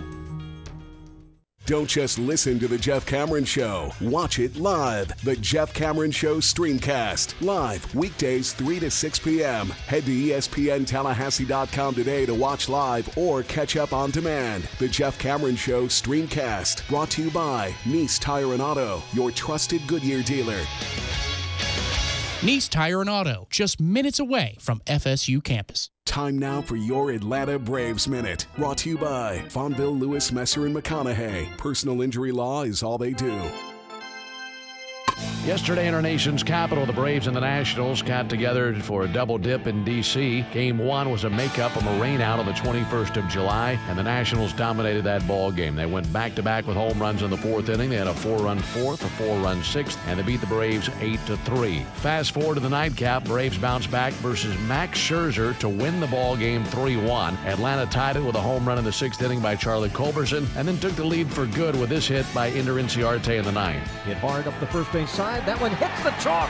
Up the line. Comes up short off the stands. Freeman scores. Markakis to third. Waved around as the ball is bobbled by Harper, and Markakis scores with a head-first slide. That gave the Braves a 3-1 lead. Minter came in, slammed the door of the 9th. Braves won it 3-1 and gained a split in the doubleheader with the Nationals. Game 3 in this series will be tonight at 7:05 Eastern, 6:05 Central. It pits right-hander Mike Foltynewicz versus southpaw Tommy Malone. Braves and Nationals tonight at 7:05 Eastern, 6:05 Central on the Braves Radio Network. I'm Ben Ingram, and this has been your Atlanta Braves Radio Network update. Fonville Lewis Messer McConaughey sponsors Braves baseball so that all of you can enjoy the action. Ever since the days of Hank Aaron and Dale Murphy, we've been Tallahassee's home run hitting law firm. And because we don't get paid unless we win, we want to win every case as much as Chipper Jones wanted to win every game. So when you're injured, don't just trust any law firm to handle your case. Make the call to the bullpen for a trusted closer. To see our stats on the back of our baseball card, visit wrongfullyinjured.com. Fonville Lewis Messer McConaughey. Personal injury law is all we do.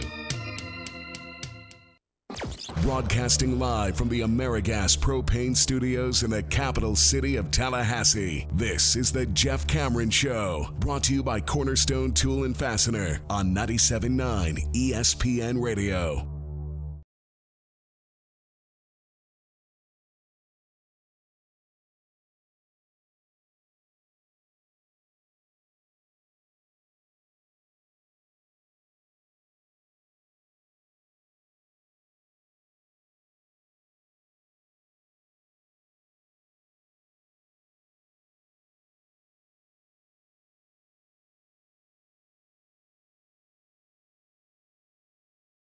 It's Jeff Cameron Show, 97.9 ESPN Radio. Hope you're well on this Balls McWednesday. It's, good times, man.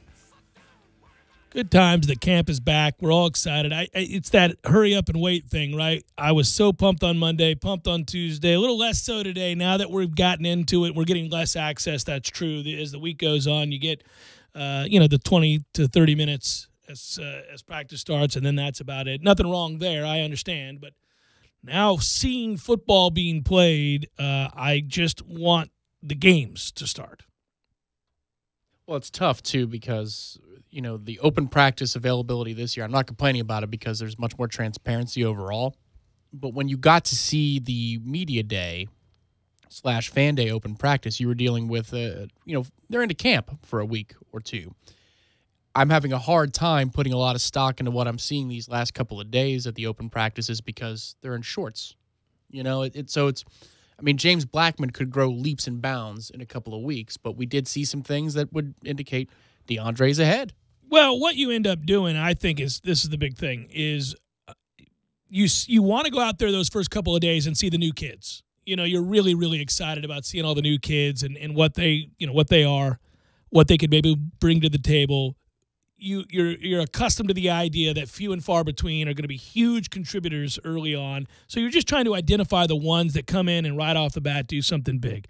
And I feel like Woodby is the obvious candidate there on defense to be a real guy who can impact this team greatly early on. There are others, but he's the guy right off the bat that you would circle and say, of all the freshmen, that's the one. And again, a number of guys have stepped in right off the bat that you thought, oh, well, that's Trayshawn Harrison, for example. Yes. Another guy that you'd look at and think, okay, maybe he can bring a little something to the table. So that's exciting.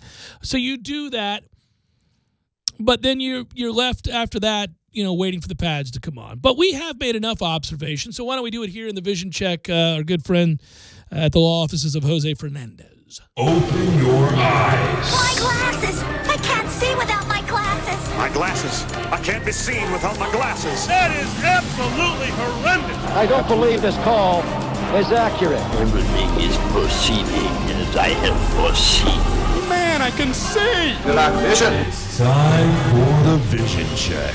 As brought to you, as I noted, by our friends at the law office of Jose Fernandez. They don't get paid until you do. The law office of Jose Fernandez, offices Miami and Tallahassee. All right, Tom, let's go back and forth. We both watched practice. We both were at the press conference on Sunday. And we can give some observations here of what it is we've seen up till now, with a lot more to bring in and take in and evaluate. But I'm going to start with, right off the bat, to me, the thing that people are most interested in. I don't think there's a huge separation between the three quarterbacks. I think DeAndre Francois is going to win the job. I understand that. I think there's a greater level of consistency in his play, potentially, than the other two. And therefore, I think he's going to win the job. And I think it's big because it means, again, that there's a young man that may have figured it out in time. And I root for that. I don't root against guys. I root for people, unless you're just a bad guy. And there's no indication he's a bad guy. He was a bad teammate for a stretch, but I don't think he was a bad guy. He was also in a situation where obviously things were falling apart all around him with the coaching staff. So I root for somebody to bounce back from that, win over teammates, dedicate themselves while there's still time, and perform, obviously, to the level that we're hoping. And I think the early indications are that he's going to do that. Yeah, DeAndre leads. He's the quickest to move from progression to progression. He puts his body in a position to get rid of the ball faster, and that's just so important in this offense. You know, Bailey Hockman's mechanics and accuracy are really good. Yeah, really quite good. Well developed. But the ball it takes an extra little tick to get where it needs to go. Well, that's the problem Blackman has, is that he throws a better deep ball and actually has a bigger arm than either of the other two, in my opinion. Not that much bigger, but bigger certainly. And I do think he throws the deep ball. The home run ball is his specialty. He throws it better than DeAndre Francois does, better than Bailey Hockman does. But it takes a while to get there. And I don't mean in terms of zip on the ball. Quite the contrary. He's got the zip of the ball. Wind up. Yeah. It takes a little while. Well, and also it's just naturally going to look longer because he's lanky too. Sure. But you're right. I mean, you look at where he's throwing from. I'm not a quarterback expert, but I can tell you the differences as you watch them As you physically watch, sure. Physically watch rep after rep after rep.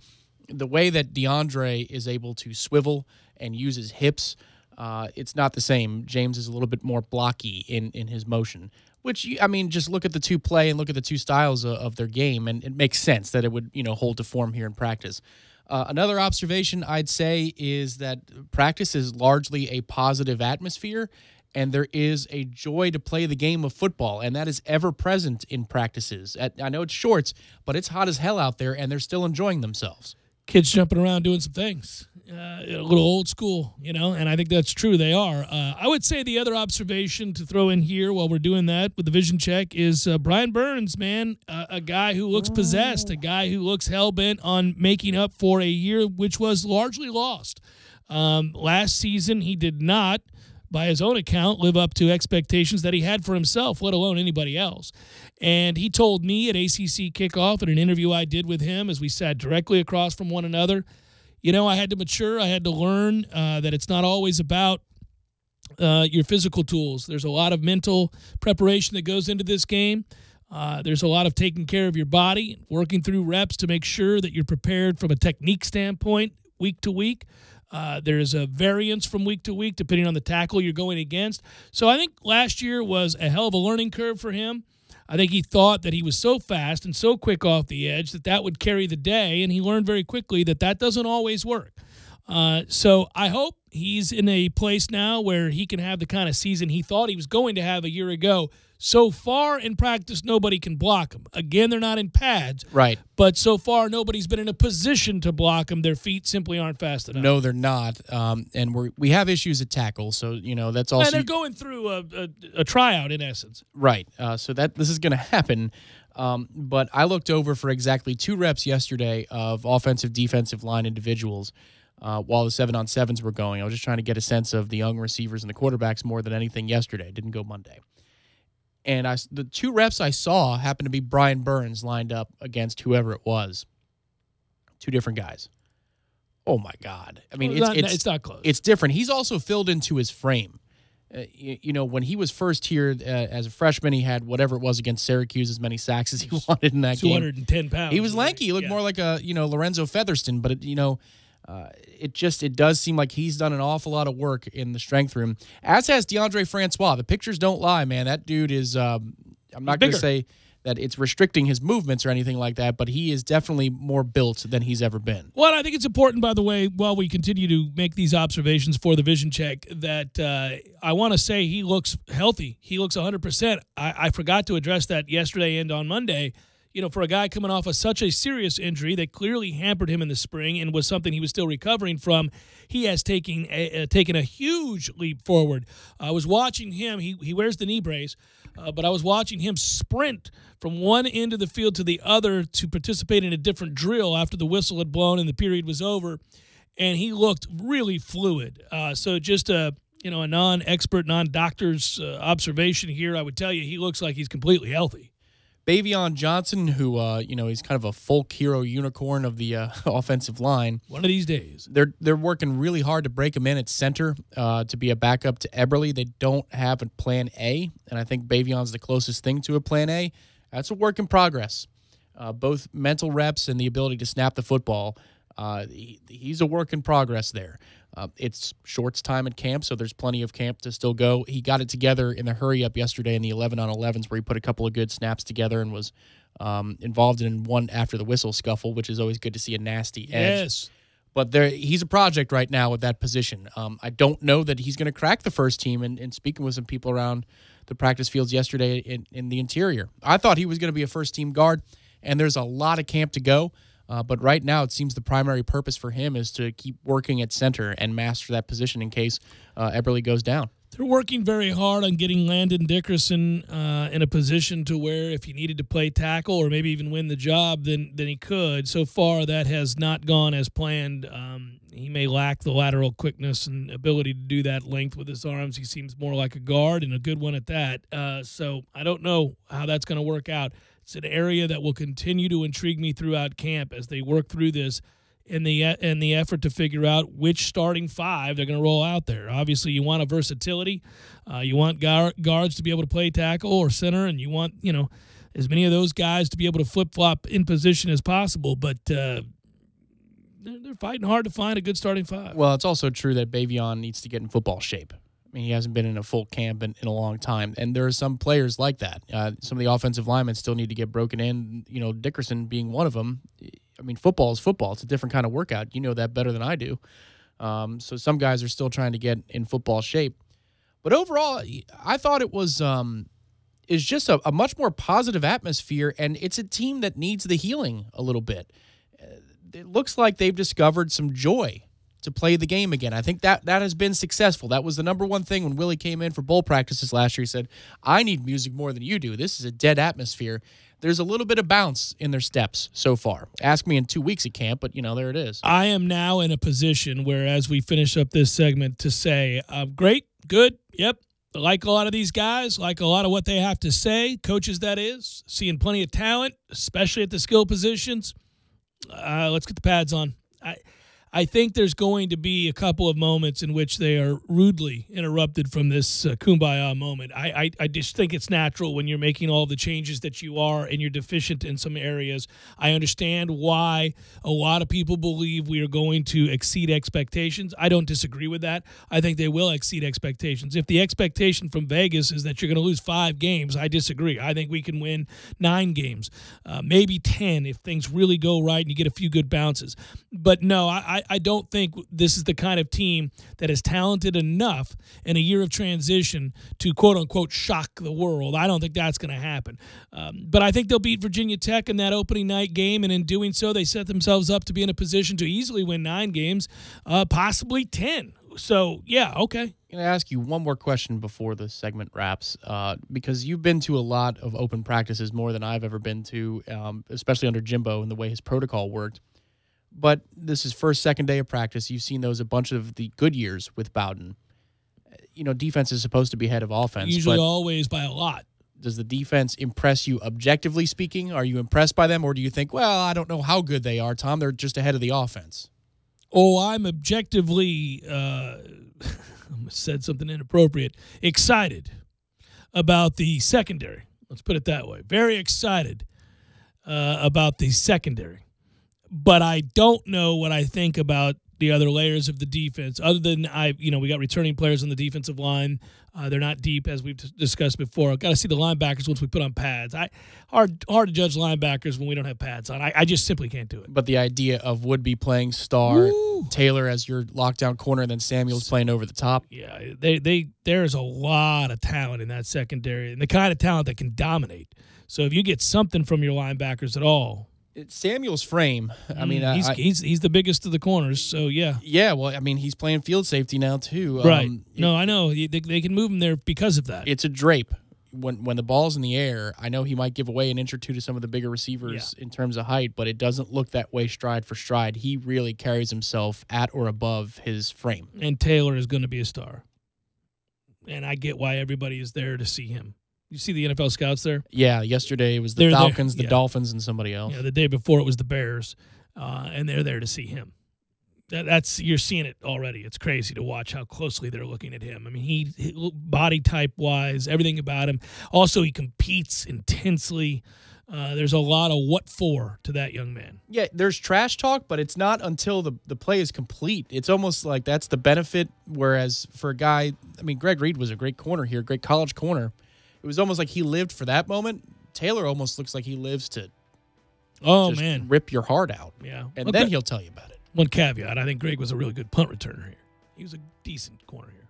Well, he was a good – he was a sight for sore eyes, too, given what we were watching. It's true. I'm just taking issue with great. I thought he was a good corner here. Just you and I have a slight disagreement. No, that's fair. I was too strong on the great. Well, the problem was he was too short. It really wasn't his fault. But too often you just went, you know what? I don't care if you're on him. I'm going to throw it up. We win the Oklahoma game in 11, even with a backup quarterback if he's, 6'1". Yep. Damn it, man.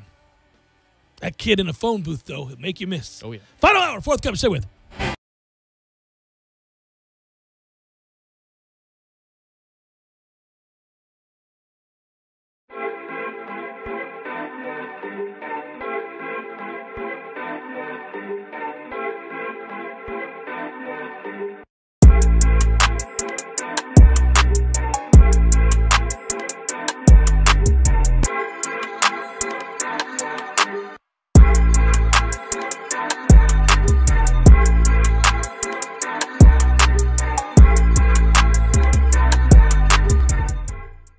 When you're in need of auto repairs, look no further than Nice Tire and Auto Service. Nice has been in business for 16 years with long-term, knowledgeable sales associates. They have the latest wheel balancing machine in the industry. And for passenger vehicles, they service AC, brakes, suspension, tune-ups, and much more. Never sit through a long wait. Nice Tire and Auto has 10 service bays to get you back on the road quickly. If you have tire problems, check out their large inventory with various Goodyear and Michelin tires. Nice Tire and Auto Service, 4792 Bluntstown Highway, 574-4100. Sorry, boys, I did not have time to pack.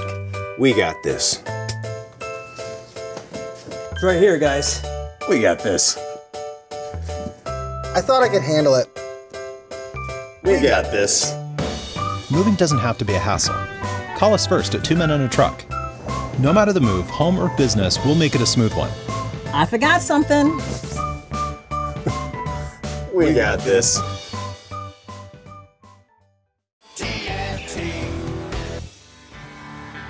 Smoother, bolder, sharper,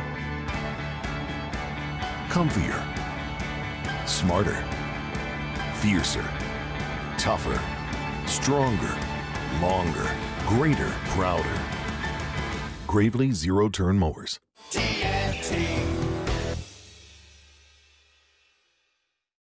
Our New For You program that helps people with damaged credit. And every new 2018 Nissan we sell has available 0% interest for 60 months, plus $1,000 over Kelley Blue Book for your trade. Best of all, my people are the best in the business. They'll greet you with a smile and a handshake, and they know your time is valuable. My managers are always accessible, and of course, you can always ask for me or my brother Peter. Bottom line, if you need a new or pre-owned car, you need to experience the Kraft difference. Great people, great product, great price, with the best car buying experience in town. Kraft Nissan on Mahan Drive between Academy Sports and Costco. And remember, if you don't see the Kraft tag on your car, you paid too much, way too much. Are you tired of getting the same two-piece kits? Cornerstone Tool & Fastener and DeWalt have your answer. Buy a 1/4-inch 3-speed impact kit with 2 4-amp-hour batteries and receive a free 1/4-inch 3-speed impact kit. That's correct. You get 2 DeWalt 3-speed impact kits for the price of 1, only at Cornerstone Tool & Fastener. While you're there, check out the power of freedom. FlexVolt 60-volt tools from chainsaws to string trimmers, blowers, and even compressors. Cornerstone has the largest DeWalt selection in Tallahassee, 1110 Stuckey Ave and 3269 Crawfordville Highway. Tallahassee location open on Saturdays from 8 a.m. until noon. Greece is cheap. But the airfare costs a fortune. Paris? Not much closer, and again, airfare... What about Puerto Vallarta? Let's face it, flying anywhere is just too expensive. Wait, what's this?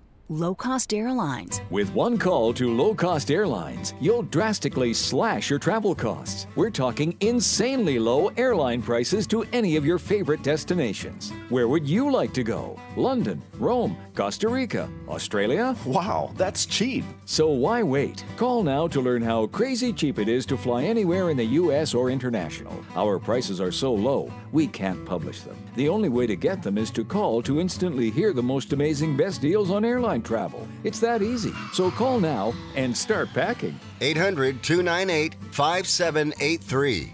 800-298-5783. 800-298-5783. That's 800-298-5783. The vast majority of us push through aches and pains that tend to get worse as months and years go by, but it doesn't have to be this way. I'm Dr. Rob, and at HealthSource Chiropractic of Tallahassee, we use evidence-based, proven methods to get to the cause of your aches and pains before they become real problems that force you to miss out on important things in your life, like playing with your kids or grandkids, throwing a frisbee at the park, swinging a golf club, or simply enjoying the game on those hard benches at the ball field. Call HealthSource Chiropractic today at 877-8980. Are you ready to experience an awesome fishing expedition? Sea Quarters Marina is home to several great charter services. All charters are customized based upon the types of fishing opportunities available and the type of fishing the customer requests. The Northwest Gulf Coast offers a variety of different angling adventures thanks to unspoiled back county islands and crystal clear flats. For more information regarding charters, call Sea Quarters Marina at 697-8400 or online at seaquartersmarina.com. You have the Samsung Galaxy S9. You are holding the fastest smartphone in your hands. It's the fastest smartphone in your house, in your workplace, in your city, which means you can scroll faster, load faster, stream faster, watch faster, and search faster. All because you have the Samsung Galaxy S9, the fastest smartphone ever. Analysis by Ookla of speed test intelligent data for February to April 2018, comparing mean download speeds weighted averages on major nationwide carriers 4G LTE network results. Driving every day from the AmeriGas studios in the capital city of Tallahassee, this is 97.9 ESPN Radio, WTSM, Woodville, Thomasville, Tallahassee. ESPN Radio Sports Center. I'm Doug Brown. The general manager of the Rams, Les Snead, seems to be encouraged by the progress of contract talks with holdout defensive lineman Aaron Donald.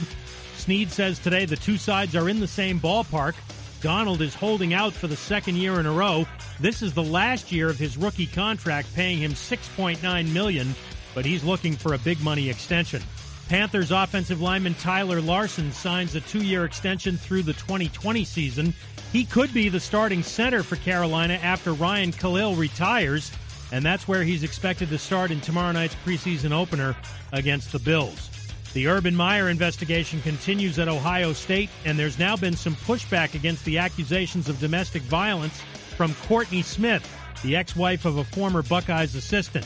ESPN's Dan Murphy. Inevitably, in this case, is when you've got someone coming after a beloved football coach in a football program with a lot of fans, people are going to find reasons to try to cast doubt on the person who's bringing those accusations up. And usually it's going to turn ugly, and there's going to be some ugly rumors. Dan Murphy on Freddie and Fitzsimmons. Miami Hurricanes tight end Michael Irvin II will be out for about 4 months with a right knee injury. He's the son of Hall of Fame wideout Michael Irvin. If Tiger Woods wins the PGA Championship this week, he'll automatically qualify to play on the U.S. Ryder Cup team in France. Otherwise, he'll have to rely on getting picked by team captain Jim Furyk. Woods is already a vice captain on the team. Astros shortstop Carlos Correa will likely come off the DL for this weekend's series against the Mariners. Correa has been out more than 6 weeks with a lower back injury. Broadcasting live from the AmeriGas Propane Studios in the capital city of Tallahassee, this is the Jeff Cameron Show, brought to you by Cornerstone Tool and Fastener on 97.9 ESPN Radio.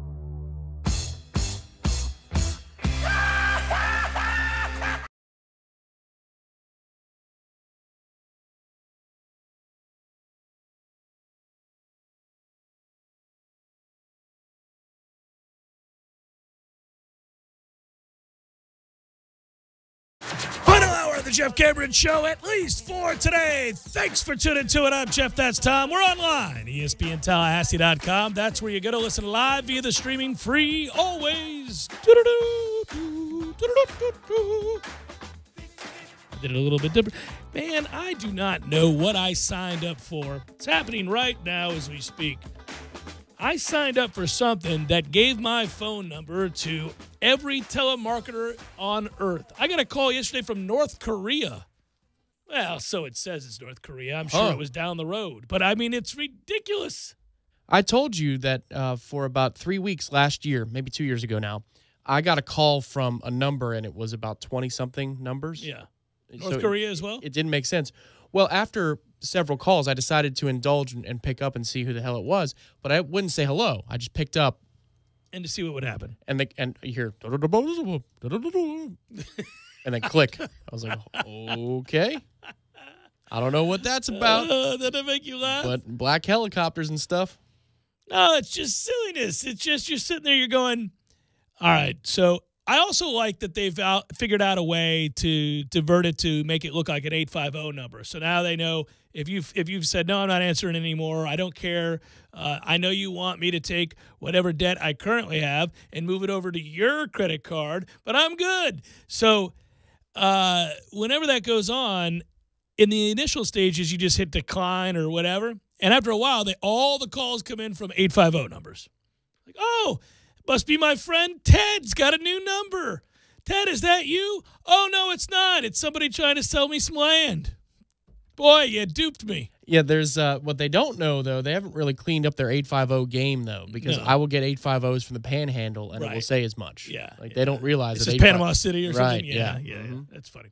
We're online, ESPNTallahassee.com. That's where you're going to listen live via the streaming free. You can email the show if you want. It's JCS at 979, ESPNradio.com. Lots of good emails lately. On Twitter, it's at J Cameron Show. The WTSM app works for the mobile devices. If you want to watch us perform our duties on the program, you can. Go to YouTube. Hello, YouTubers. Hope you're well. On YouTube, it's ESPN Tallahassee. If you want to Periscope, well, Periscope for that ass, you go to Twitter and you follow at 979 ESPN Radio. There it is. I think I got everything. Several ways. More than several, really. At what point is several too little? Yeah. We have too many ways, I think. It's not true. You can never have too many ways in which your show could be accessed by people who want to hear it. I just feel like, man, we're out there. Save for Snapchatting. Probably need to just, this is the video open. Let me tell you about all the video ways. Next hour, I'll tell you about all the audio ways you can catch up. I'm thinking about changing up my opens. Also, I was going to ask you, and this is a great thing, we get time-stamped now as we get older, and it's probably starting to happen to you. Where the difference between generations changes or is easily identifiable rather quickly because of technology. So, for example, this would be an example. You might reference something like Facebook. I know you don't use Facebook a lot, but let's just say you did. And you would say something like Facebook, about Facebook, or referencing it to a college kid now, and they would look at you cross-eyed because nobody in college uses Facebook. I shouldn't say nobody, but just about nobody uses Facebook. And I just thought about this the other day. Does anybody use Snapchat anymore? Is that now off the radar? See, this is where I thought it would start to affect you because I bet you don't know. I don't know if they because you were already done with school, well out of school, long since past school by the time Snapchat even came around, and you would have no reason to be on that. Well, when I was heading up the intern program in the very, very beginning, like really hands-on with to make sure that we were getting an educational thing, I was kind of revamping it a little bit. Yeah. That group of kids, that was when Snapchat was really taking off. They were big Snapchatters.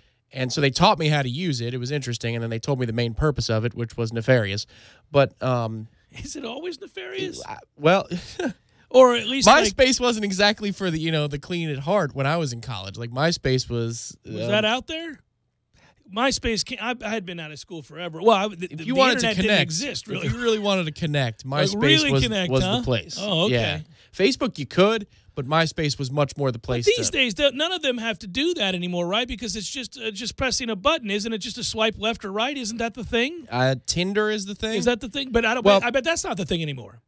I think it is. It's still a thing? I mean, I hear our guy in the mornings, Aslan, talk about it almost every show. Really? He mentions Tinder a lot on the show, yeah. I did not know that. Not every morning. I don't listen every morning, but when I hear it, I mean, a fair amount, yeah. Didn't have any idea. Yeah. So that's the thing, huh? Just the swipe in the left or the right. It's like, man, they're efficiency, I guess. They're just like, nope, got no time for you. Yep, that'll do. All right, let's take care of business here. I want to do this before I forget to do it. We're going up to Notre Dame. Everybody's excitement surrounding this season, well documented, this week especially as we've been out at practice. But here's the deal. If you want to go to a road game this year, we imagine it is the Notre Dame game. So we teamed up with Game Day Excursions, and we're going to let them handle the planning for you in what is called the Seminole South Bend Takeover. We're going on this. The Jeff Cameron Show is. Double dipping there with a trip to Chicago. I'm going to be in Chicago next week, by the way. I'll get to that momentarily. What? Yeah, it's next week that I roll. Oh, Week from tomorrow. Okay. Yeah. It's a good thing because the team's going to be down at IMG. I can't cover them. What's it matter? So you presented that as like, oh, you know what? Why not? Let's have a couple of days. You had already scheduled it. Oh, ages ago. Sneaky. But I had forgotten that they coincided. I didn't know. So you double booked the day you were going to take off in a sense. Yeah, well, I didn't know that he was taking the team down to IMG, so there was nothing I could do about that. I had already planned on going to Chicago. I'm going to see Pearl Jam at Wrigley, and for my buddy's 40th birthday, and we're going to be there for a few days. We're also going to go to a White Sox game, and we're going to do it up. We're going to have a good time. Are you going to stay at the W in Lakeshore? No. We actually got a house. Oh, nice. Oh, we did it up. We got a house, and well, you can certainly do that this November, staying at the W in Lakeshore, Chicago. I didn't take the bait. I should have because you were serving it up perfectly, but that's right. If you're not going to Chicago next week like I am, and you're not going to Pearl Jam at Wrigley with your friends and staying at a house there, you can just save your money and go in November when we're all going for the Florida State Notre Dame game, if I could speak, thanks to our friends at Game Day Excursions. It's a turnkey experience. That's right, premium bus charter transportation to and from Chicago to South Bend. We leave Saturday morning after a bottomless mimosa run for the ages. I think it will be. Bloody Marys as well. That's true. I like both, but I don't think you can go back and forth on this. I think you got to pick one and stick with it. I think you can go from a mimosa to the Bloody Marys. But then you got to stay Bloody Marys. And then Marys. you stay Bloody Marys. Yeah. I don't know that you can go from bloody to mimosa at any point. I don't think it's a good idea. Yeah. I think you got to just stay on the Bloody Mary train. Yeah. From that point forward. Oh, yes. Even when you get to the game. Always on time. There you go. So that's a pregame experience at Chicago's Field Museum, no less. Return after the game that night. Once we arrive in South Bend, we'll welcome in all of you who are excited about tailgating because they'll have a prepared, stocked 4-hour-plus tailgate on Notre Dame's campus that includes a free game day meal, free beer, live entertainment, and giveaways. Boom. I mean, that should do it right there.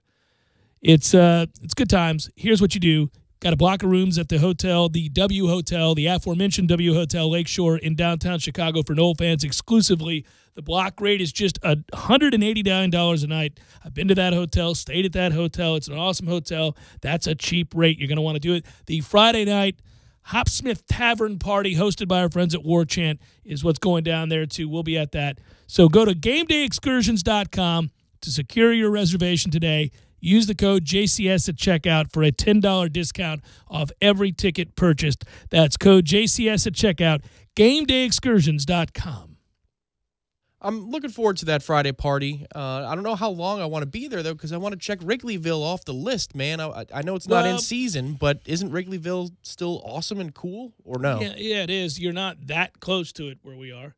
It's just something I've always wanted to do. Well, buddy, why don't you impromptu roll with me to Chicago next week? Oh, I'm sure I'd be welcome to that, yeah. You would be. I don't think it'd be a problem. I mean, it's going to cost you because it's so last second. No, I'm not doing that. Yeah. Well, listen. What I have enjoyed Wrigleyville numerous times, and I'll scurry out over there with you if you want. It'd be. I hate that it's gonna be such a short jaunt for you. Yeah. There's a great Seminole bar there, actually, of all things. Yeah, you it's keep pretty talking funny. about that. Yeah, it's pretty funny. It's still there. Guy graduated in like 77, owns the bar.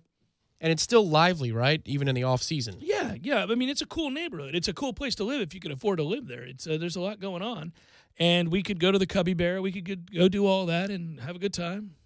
That just does sound like a lot of fun. It is fun. It is fun. What also is fun, and you'll hear this hour, all of this access to these new coaches, and I think you're going to enjoy listening to some of the audio we have today. That, again, you'll hear at the bottom of the hour, played a little bit in the 3 o'clock hour as well.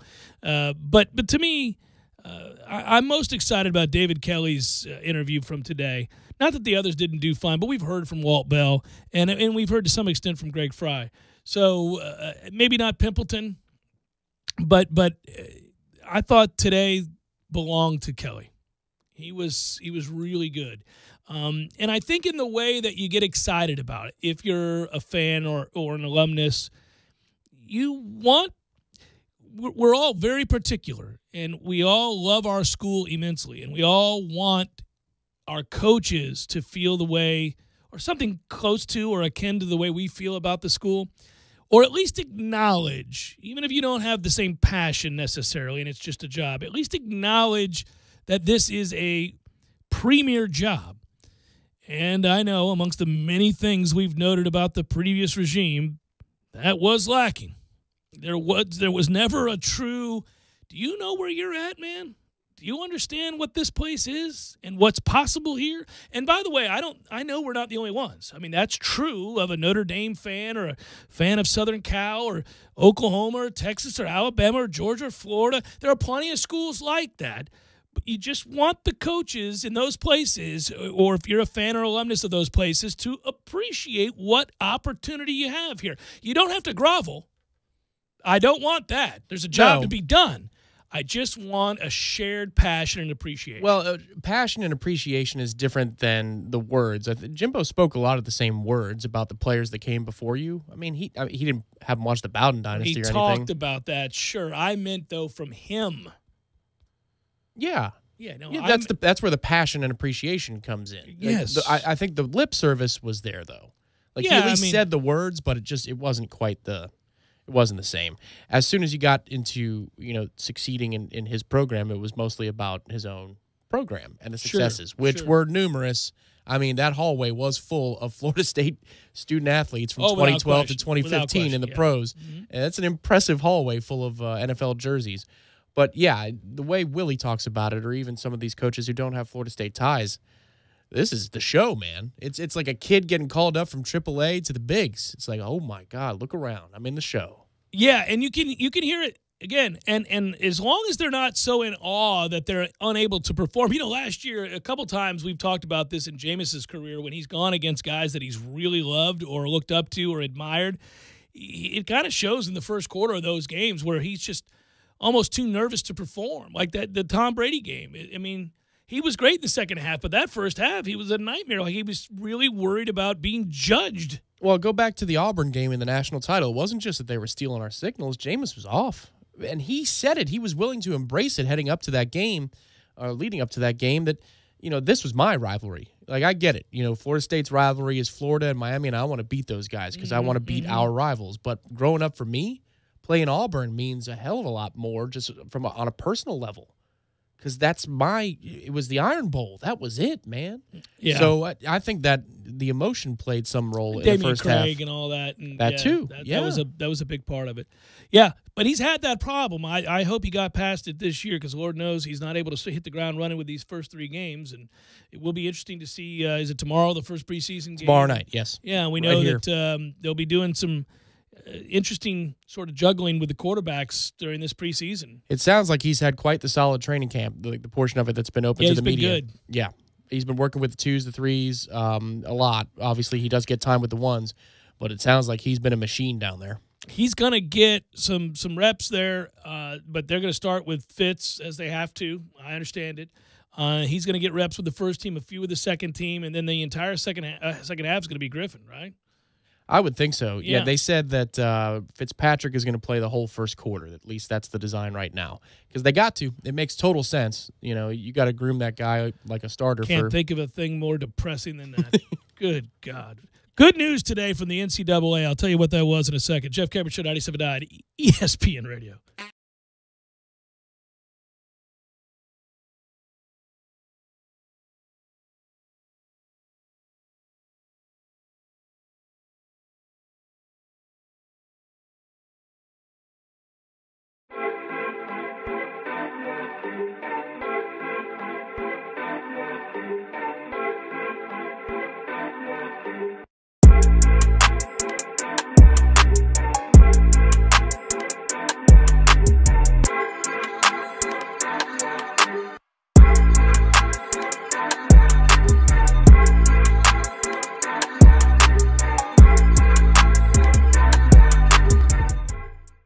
When you're in need of auto repairs, look no further than Nice Tire and Auto Service. Nice has been in business for 16 years with long-term, knowledgeable sales associates. They have the latest wheel balancing machine in the industry. And for passenger vehicles, they service AC, brakes, suspension, tune-ups, and much more. Never sit through a long wait. Nice Tire and Auto has 10 service bays to get you back on the road quickly. If you have tire problems, check out their large inventory with various Goodyear and Michelin tires. Nice Tire and Auto Service, 4792 Blountstown Highway, 574-4100. Sorry, boys, I did not have time to pack. We got this. It's right here, guys. We got this. I thought I could handle it. We got this. Moving doesn't have to be a hassle. Call us first at 2 Men and a Truck. No matter the move, home or business, we'll make it a smooth one. I forgot something. We got this.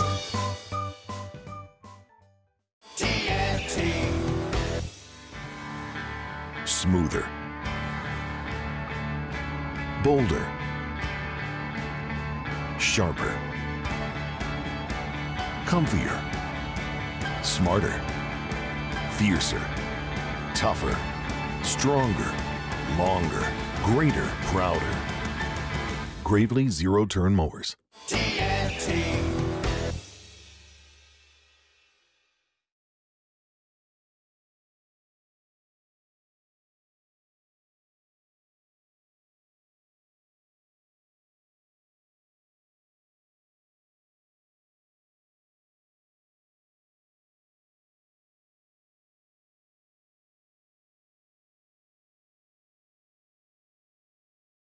Goodyear and Michelin tires. Nice Tire and Auto Service, 4792 Blountstown Highway, 574-4100. Nice Tire and Auto, just minutes away from FSU campus. Parker Brothers Roofing says don't play games with your roof. Protect your home and your family. The Parker Brothers tell you the truth. We'll fix your roof, 'cause it's what we do. With quality, integrity, and pride. Parker Brothers Roofing, professional every time. Stay safe and dry inside. Roofing is rewarding, but it's not exactly a bed of roses. It's a very dirty job, subject to the environment, working on 98-degree summer days, dodging rainstorms, working on steep slopes like a mountain goat. At Parker Brothers, our skilled workers have chosen this challenging trade as their career choice. These are the people that you want working on your roof. We've been servicing the community since 1995. Call us at 656-8112. Parker Brothers Roofing, professional every time. Stay safe and dry inside. CGC 042221, CCC 049350. I'm Michael Blank, attorney with the law office of Jose Fernandez. If you've been in an accident, I know this can be a scary and confusing time. Our firm specializes in handling all types of accident and injury cases. Let us guide you through the process and get you the compensation you deserve. Call 855-HOSE-305 to make an appointment for your free consultation today. If you can't come to us, we can come to you, day or night. Call us now, 855-HOSE-305, the law office of Jose Fernandez. We don't get paid unless you do. Offices, Tallahassee, Miami. Se habla español. JRFinjury.com. This morning's a little slow because you binge watched your favorite show. You watched all night instead of going to bed. Now you're at work and feeling dead. Spoiler alert, Today is going to hurt. You look like a zombie. When your morning is hell, just go to Taco Bell. And for just $1, let us make you breakfast, like Taco Bell's grilled breakfast burrito. Eggs, bacon, and cheese wrapped in a warm tortilla. At participating stores for a limited time during breakfast hours. Prices may vary. Tax extra. You're locked in with the Jeff Cameron Show on 97.9 ESPN Radio.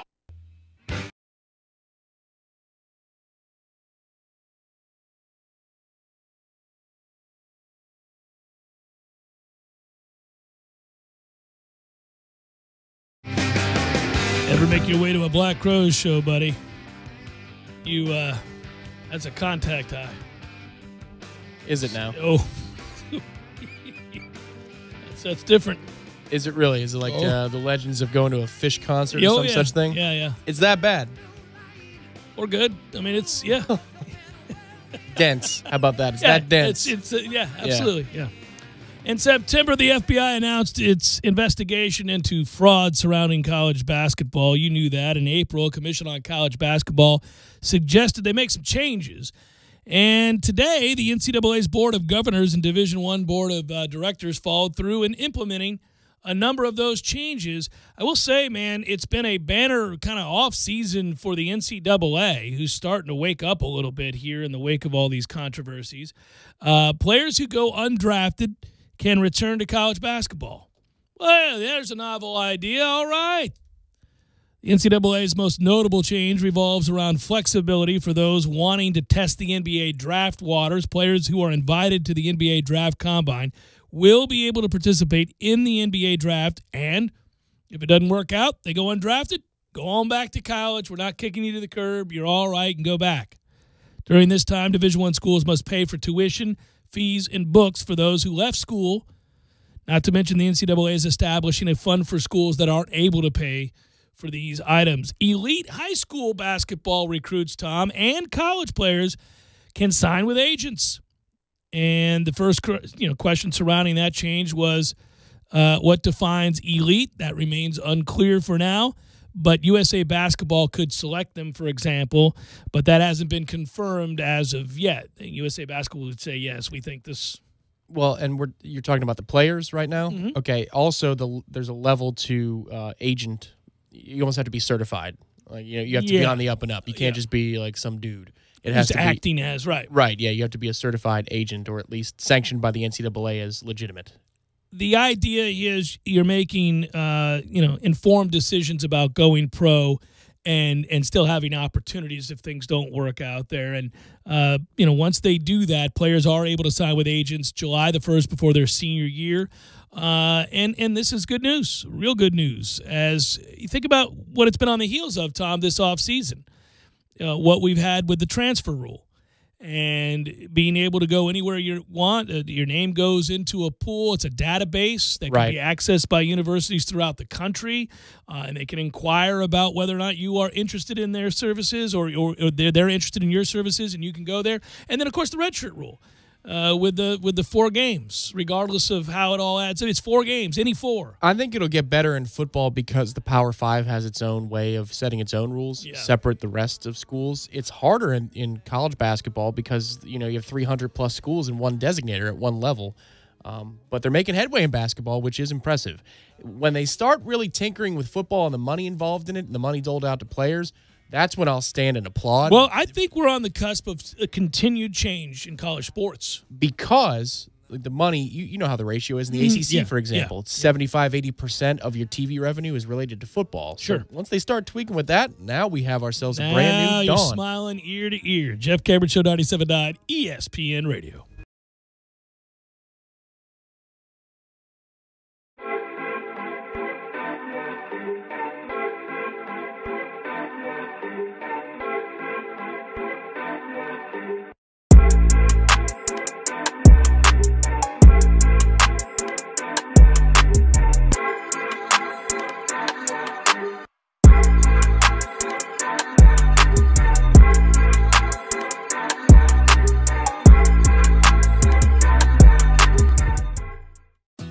you're in need of auto repairs, look no further than Nice Tire and Auto Service. Nice has been in business for 16 years with long-term, knowledgeable sales associates. They have the latest wheel balancing machine in the industry. And for passenger vehicles, they service AC, brakes, suspension, tune-ups, and much more. Never sit through a long wait. Nice Tire and Auto has 10 service bays to get you back on the road quickly. If you have tire problems, check out their large inventory with various Goodyear and Michelin tires. Nice Tire and Auto Service, 4792 Bluntstown Highway, 574-4100.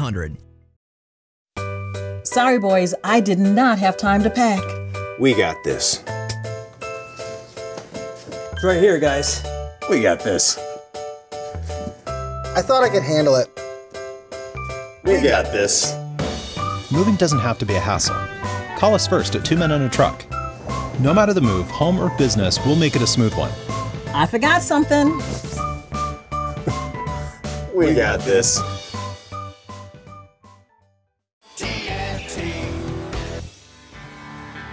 Smoother, bolder, sharper, comfier, smarter, fiercer, tougher, stronger, longer, greater, prouder. Gravely zero-turn mowers.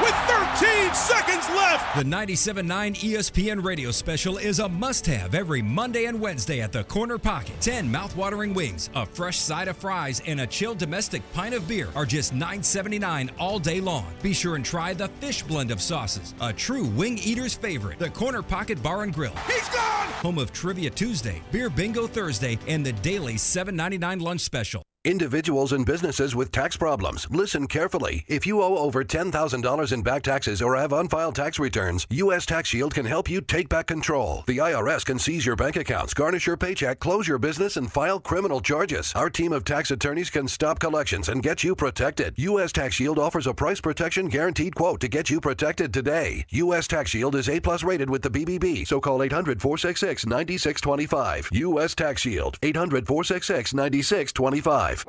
Are you tired of getting the same two-piece kits? Cornerstone Tool & Fastener and DeWalt have your answer. Buy a 1/4-inch 3-speed impact kit with 2 4-amp-hour batteries and receive a free 1/4-inch 3-speed impact kit. That's correct. You get 2 DeWalt 3-speed impact kits for the price of 1, only at Cornerstone Tool & Fastener. While you're there, check out the power of freedom. FlexVolt 60-volt tools from chainsaws to string trimmers, blowers, and even compressors. Cornerstone has the largest DeWalt selection in Tallahassee, 1110 Stuckey Ave and 3269 Crawfordville Highway. Tallahassee location open on Saturdays from 8 a.m. until noon. Are you ready to experience an awesome fishing expedition? Sea Quarters Marina is home to several great charter services. All charters are customized based upon the types of fishing opportunities available and the type of fishing the customer requests. The Northwest Gulf Coast offers a variety of different angling adventures thanks to unspoiled back county islands and crystal clear flats. For more information regarding charters, call Sea Quarters Marina at 697-8400 or online at seaquartersmarina.com.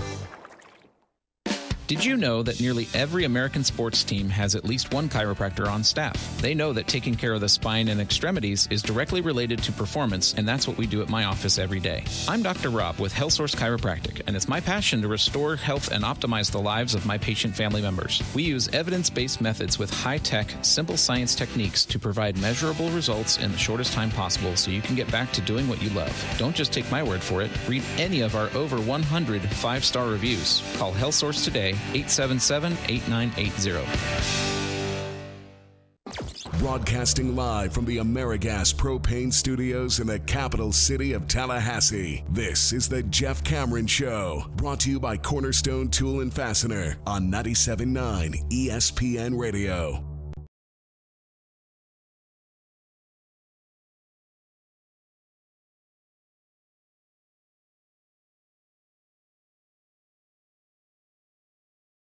To like about this morning's interview and meeting with the press from Coach David Kelly, wide receivers coach and recruiting coordinator, his first year, obviously, like a lot of these guys at Florida State, and we're getting to know him a little bit. And this is him talking to warchant.com, amongst others, I think, that were out there this morning. Certainly where we got the audio, yes. Yeah, and here's the thing. As we get to know these coaches and whether it's on or off the record, that we have a chance to talk to them and kind of interact with them, I'll try to reveal as much as I can about what I'm able to glean about their personalities and who they are and how they go about their business. And that kind of staff makeup is always something we're interested in knowing. Every fan base is. You want to know, well, who's good cop, bad cop, for starters. You also want to know coaching styles. You want to know ages and backgrounds and all the different things that make up a staff.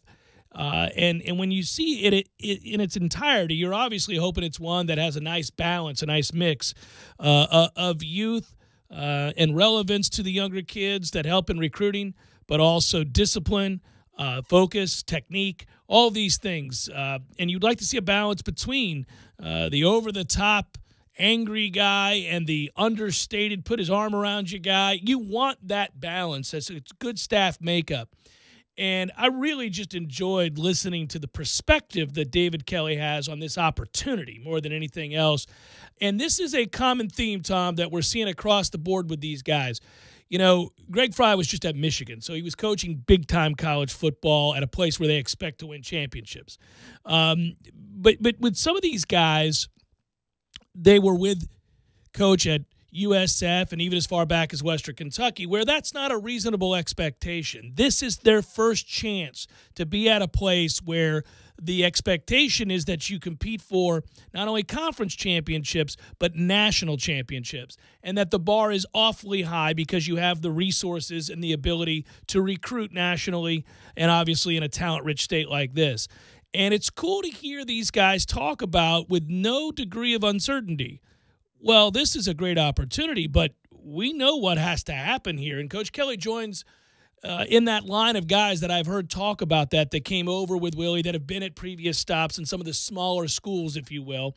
Not like USF is that small a school, but Western Kentucky and so forth. And only the 1 year there at Oregon. So here's David Kelly from this morning. We credit Warchant with the audio. Let me see. We were going to Seattle to recruit Trayshawn Harrison right after we had gotten here. I came here to be the general manager where Coach Taggart would run the football part of it.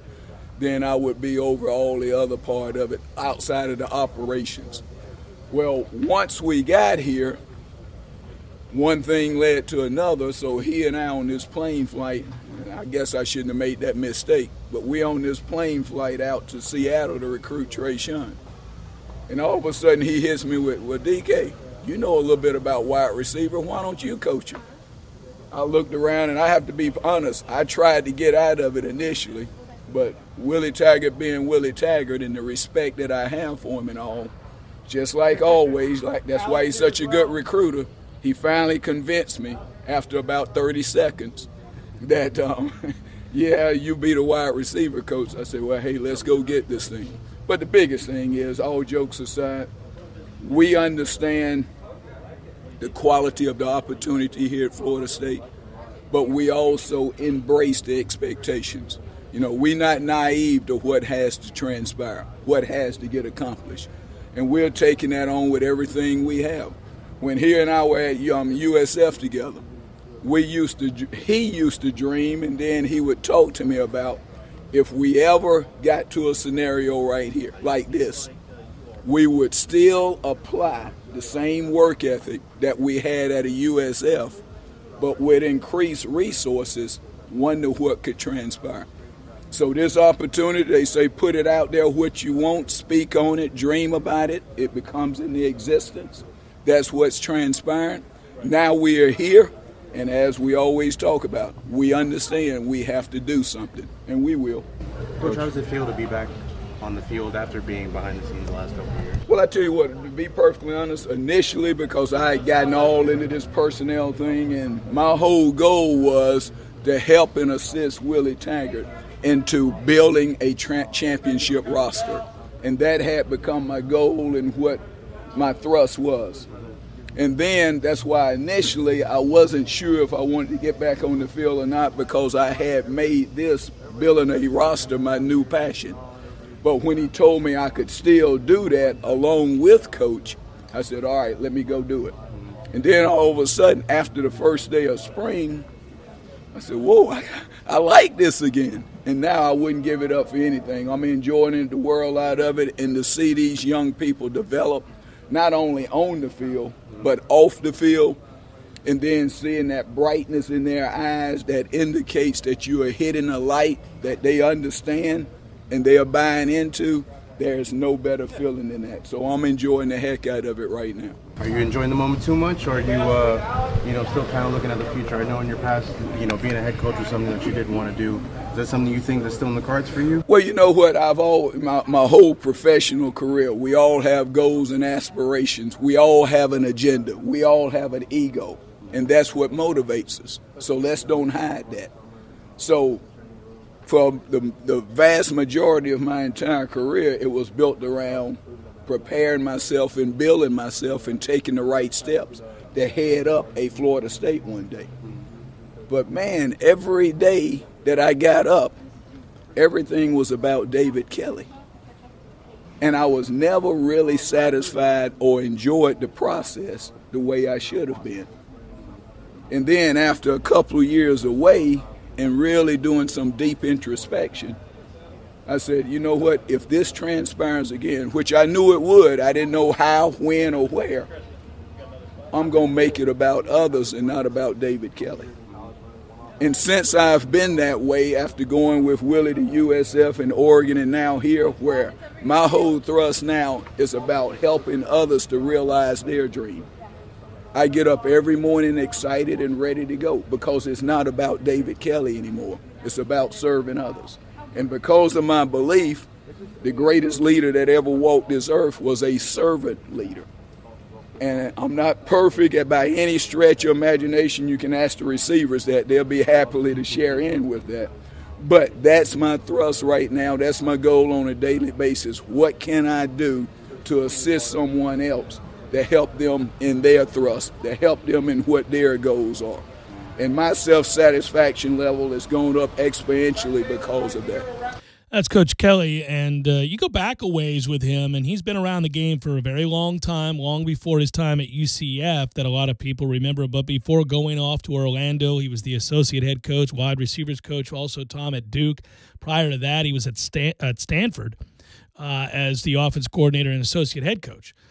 So he's had a vast amount of experience, a couple different stints in the ACC as well with Georgia Tech and Duke.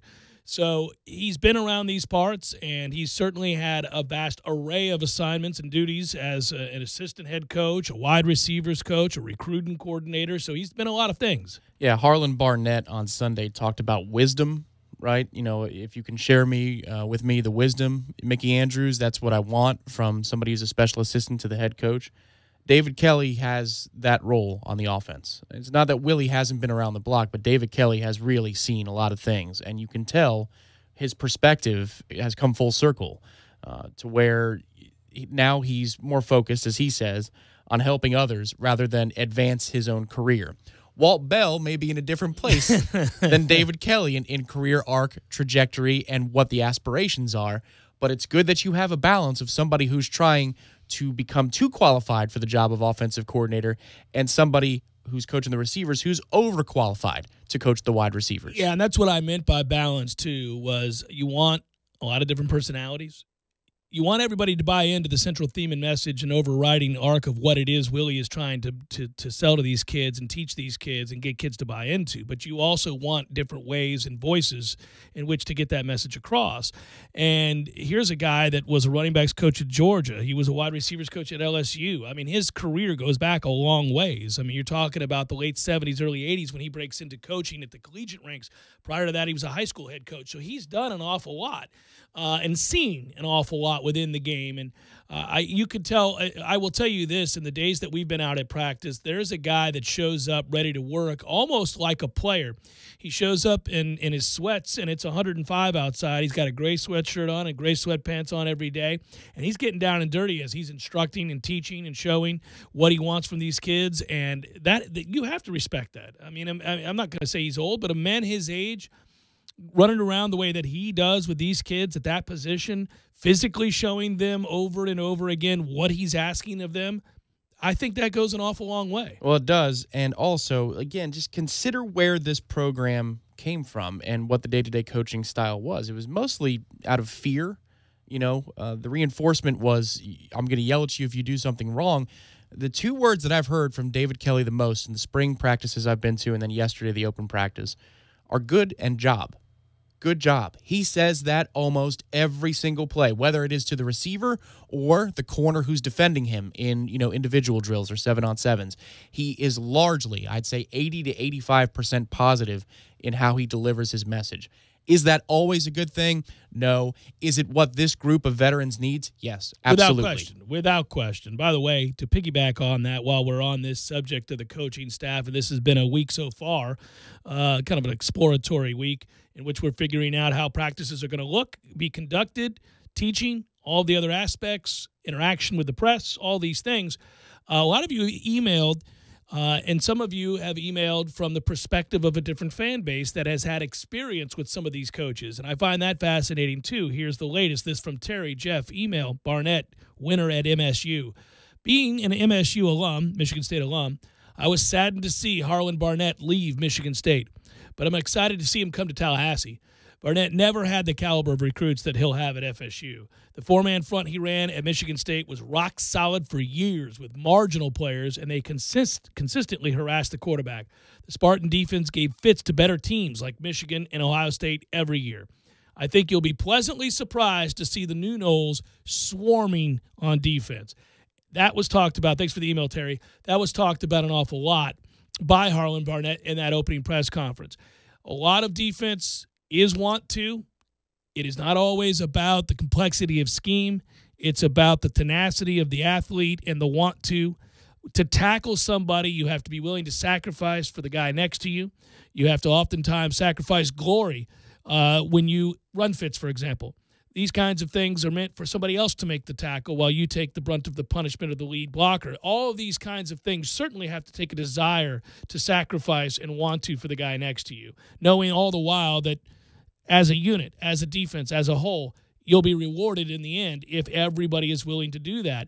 I sure can't wait to see that because we have not seen a swarming defense here since 2013. 2013 was as nasty and tenacious and talented as you'll see, and they overwhelmed people. I want to get back to an attacking style of defense. Yeah, I think 15 had a little bit of that element to it, but certainly, 13, you knew it. Within a couple of plays, you go, oof. If you were another fan or the first time that you saw us play, as an old fan, you go, whoa, look at these guys. I would have hated to be a fan of a different team that year. Once they figured it out after the BC game, it was just on. It's like they're a blue chip athlete and they have Rudy's motor. Right. You know what I mean? Right. Holy crap. So this guy cares for every inch and he can do something about it. That's ridiculous. But I think what's important here, too, is if you look at last year's scheme, and it was very passive in the front group, 3 or 4, you didn't have guys who could clean up behind you. And then also, if you had somebody coming up into the box as a safety or a star, sometimes they didn't know where to be either. But here, at least the front 4 gets to eat as well. They may be taking on blocks from time to time, but when it's time to pin your ears back and go get the quarterback, they're told, let loose, guys. Go be athletes. Go be what you are. And I think that overall morale-wise, that helps. When defensive ends and interior guys are allowed to go get the quarterback, I think they're going to play a little bit harder when it is time to run fit and figure out what you need to do in taking on blocks. You get your just desserts at that point, and it is what you work so hard for on first and second down. I mean, that's part of the problem I had with the previous scheme. It wasn't attacking. There was a lot of setting the edge, which is fine against the run, especially in early downs. At some point, you got to let guys eat. If they win first down and we're in second and obvious or third and obvious in particular, let's go. And you just didn't see enough of it. The most exciting thing, and I don't know that we hit on it explicitly on Monday, was when Walt Bell was talking about Harlan Barnett's defensive schemes, and he said it's very simple to prepare for. He did qualify and say on third downs you saw weird stuff. Right. Harlan has something for you on third down. Yeah, and I think coaches, listen, I brought it up. Mickey Andrews ran the most basic defense you could run. He also had better athletes, and he decided, I don't need to overcomplicate this. It's never necessarily a detriment to line guys up in a way that is easily predictable. If you got better players and you're able to win physically, you don't need to overcomplicate things. The best Miami defenses that we saw during their dominant years, I mean, it was as standard as it gets. Too high, and we're just going to line up, and we're better than you, and good luck. Well, and that's, when you look at the offensive side of the ball, and not to completely change the subject, but that's the question I do have initially, which is, okay, so if you're a good defense and you're playing us, you're going to stack the box and they're the quarterback, right? Yeah. Yeah. That's what we can do, though, with our defense and the athletes that we have. Harlan said if the situation allows for it, the extra safety is going to be in the box, and we will stop the run. And let's let athletes be athletes. When Levante Taylor is one of your perimeter corners, you can go single coverage. Let's go, man. We're okay. You've got a head start. Yeah. Well, and that's a lot of trust, but he's got the talent for it. We'll come back, wrap it up. Jeff Cameron Show, 97.9 ESPN Radio.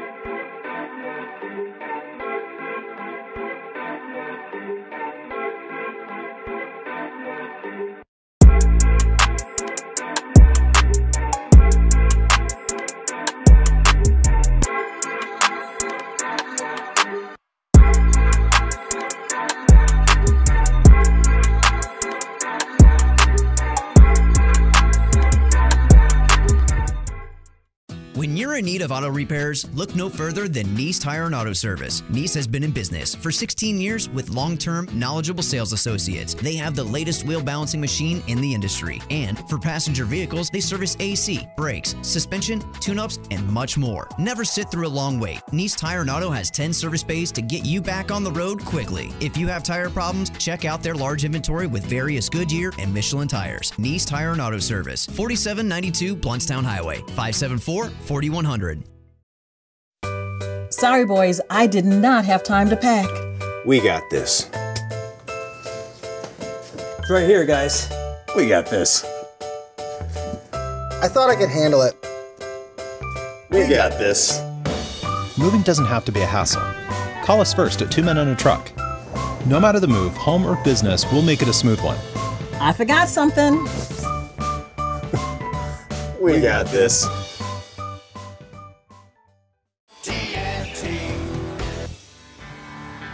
Smoother, bolder, sharper, comfier, smarter, fiercer, tougher, stronger, longer, greater, prouder. Gravely zero-turn mowers. TNT.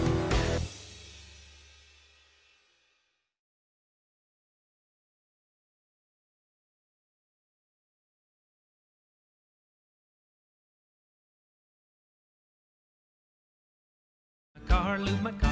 How I love to super lube my car. Yes, sir.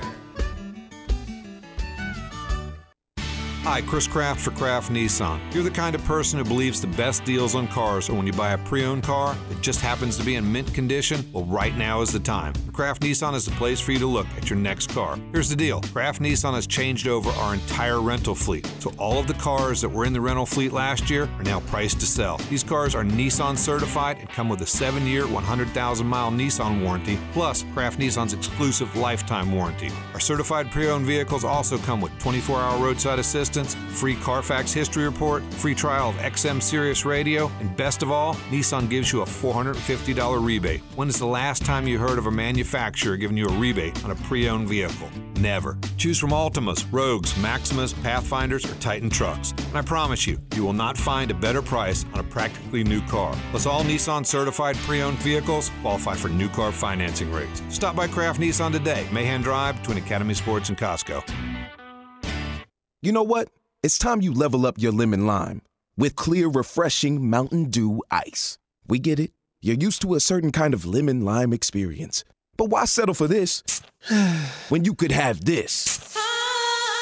You want a fist bump that ends in one of those fake explosions? Hey, Charles. Or a fist bump that ends in an actual explosion? Hey, Charles.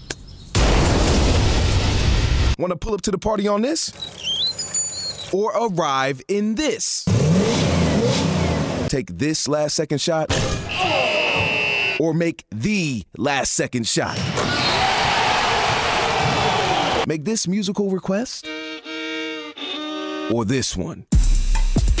So yeah, you can keep drinking the same old, but we think you'll like the exploding fist bump, last second shot, showing up to the party properly way to lemon lime, right? Mountain Dew Ice. Clear, refreshing lemon lime, redefined.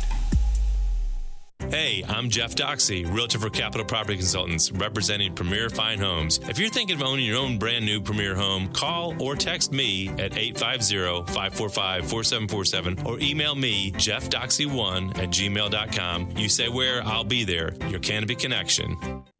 We know at Deer Camp, shaving is overrated. There's no right answer to how many days you can go without a shower. And you can't count on truth, but you can count on snoring. We know the great outdoors. We love the great outdoors. Bass Pro Shops and Cabela's bring you the Fall Hunting Classic, offering the best deals, gear, and special events to keep our tradition of conservation going strong. Visit BassPro.com and Cabela's.com for more information. The holidays are coming. Well, in a few months, and that's why now is the time to shower up with a beautiful custom bath or shower enclosure from Widden Glass. Don't wait for the holiday rush. Widden Glass will take care of you this summer to your complete satisfaction. They've been helping to design and install bath and shower enclosures for Tallahassee homeowners for over 70 years. When you call Widden Glass, you're dealing with real glass people, experienced, reliable professionals. Widden's top-of-the-line bath and shower enclosures provide style and luxury at an affordable price. With the holidays coming, that means family, and that means now is the time to shower up with style. Call today, Widden Glass, the real glass people, 222-5781, or online at widdenglass.com, WHIDDON. Widden, Tallahassee's first family in glass since 1945, 222-5781. This is the Jeff Cameron Show. Jeff Cameron Show on 97.9 ESPN Radio.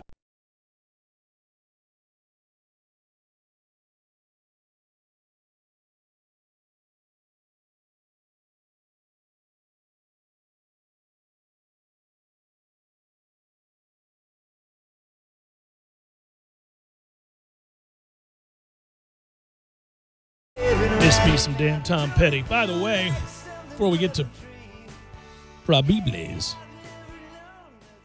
Juan Soto's latest home run in the first inning of the nightcap last night with the Nats day-night doubleheader against the Braves launched the 19-year-old into some rarefied air that you should know about. Washington lost the game. That was their only run, 3-1. Once again, proving that no matter how it looks on paper, sweeping doubleheaders are nearly impossible. They win the first game, and they have Scherzer pitching in the second, and they lose the second game. All the same, that's a huge win for Atlanta. Oh, yeah. Huge. Because they were going to get swept. Yeah. I mean, and it looked that way for a long time. But anyhow, Soto hit the home run, and the reason I bring it up, he hit it off of Sean Newcomb. It's his 14th home run of the season. It now moves him past Mickey Mantle for the 5th most ever by a teenager in the history of Major League Baseball. That's pretty crazy, right? I knew he was a stud, but I didn't know that the stats would put him in that kind of rarefied Well, air. I mean, you don't get too many 19-year-olds in the majors, period, let alone guys that are, hitting upwards of 20 home runs. You can guess that his own teammate is ahead of him on the list, and Bryce Harper, but still, Harper is second all-time with 22, and just shows you how special Tony Canigliaro was before he got hit in the face. What era was that? Remember, you've never seen the footage of him getting hit? I think it's in the 60s or early 70s. Go look him up with the Red Sox. It's a tragic story. He got hit in the face. His eye is black. He was never the same. Oh, that's terrible. Oh, yeah. You can see the footage of that. That's a toughie. He hit 24 home runs before his 20th birthday. 22 is Bryce Harper, which Soto's got a chance to catch. Well, I mean, yeah, there's a lot of seasons to go. Baseball is a long-ass season. He's got a chance, yeah. All right, let's fire it up. Bunch of day games today that have already concluded, but I'll just get to your night games tonight. Here's probables. It's time for, how you say, with the pitching, probables? Listen, I know Front Row Knowles is coming up next. Mickey Andrews is going to be on that. That is good. My man, the great Tim Linnefelt, will be on there as well. And, of course, Tom and Keith host. Do we have Braves baseball after that? We do. All right, because it's Braves Nats, and it's Mike Fultonevich and Tommy Maloney. Yeah, we will start the coverage 7 o'clock after Front Row Knowles and join the pregame in progress. First pitch is 7:05. You're not missing a damn thing. There Red Sox, Blue Jays, Brian Johnson, not of AC/DC's fame, goes for the Red Sox. Blue Jays will throw Mike Hushchild. Orioles, Rays, Andrew Kashner and Ryan Stanek. I feel like those two specifically have matched up against one another 15 times this year. Twins, Indians, Jake Odorizzi, Mike Clevenger, those two as well. Cards, Marlins. I know how the rotation is. Yeah, of course. That's why they call it a rotation. Yeah. But I heard that Mike Fires got dealt yesterday. Fires. And that's one of your favorite last names. I do. I like mentioning him. Cardinals, Marlins, John Gant, Trevor Richards.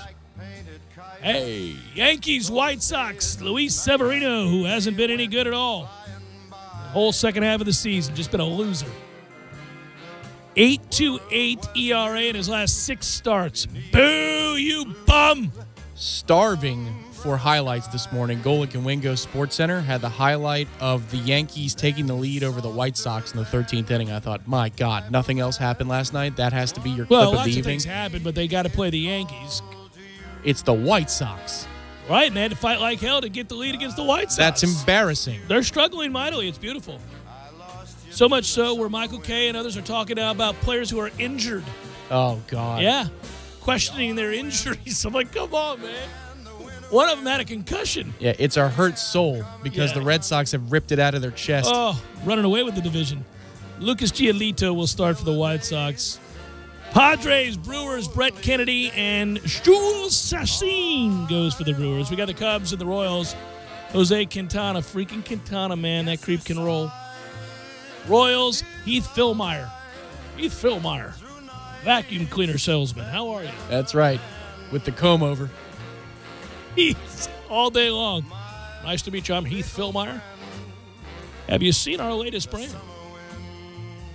Dodger, it's hard to reach places. Why does Heath wash his hands all the time? He's a neat freak, too. Well, he's in the right profession. He's selling vacuum cleaners. Dodgers, Athletics, Clayton Kershaw, Mike Fires. There he is with the A's. Yeah. There it is. Manager Bob Melvin announcing that Fires will make his A's debut tonight against the Dodgers. He's like, thanks. Thanks, Bob. I get the Dodgers and Kershaw. Appreciate you. We like to welcome Mike Fires to the team. And that's a look at those that shall reside, some more comfortably than others, on the bump. Good work out of you, Tom. Good work, Matthew. Be well, everybody. Again, Front Row Knowles up next. Stay tuned.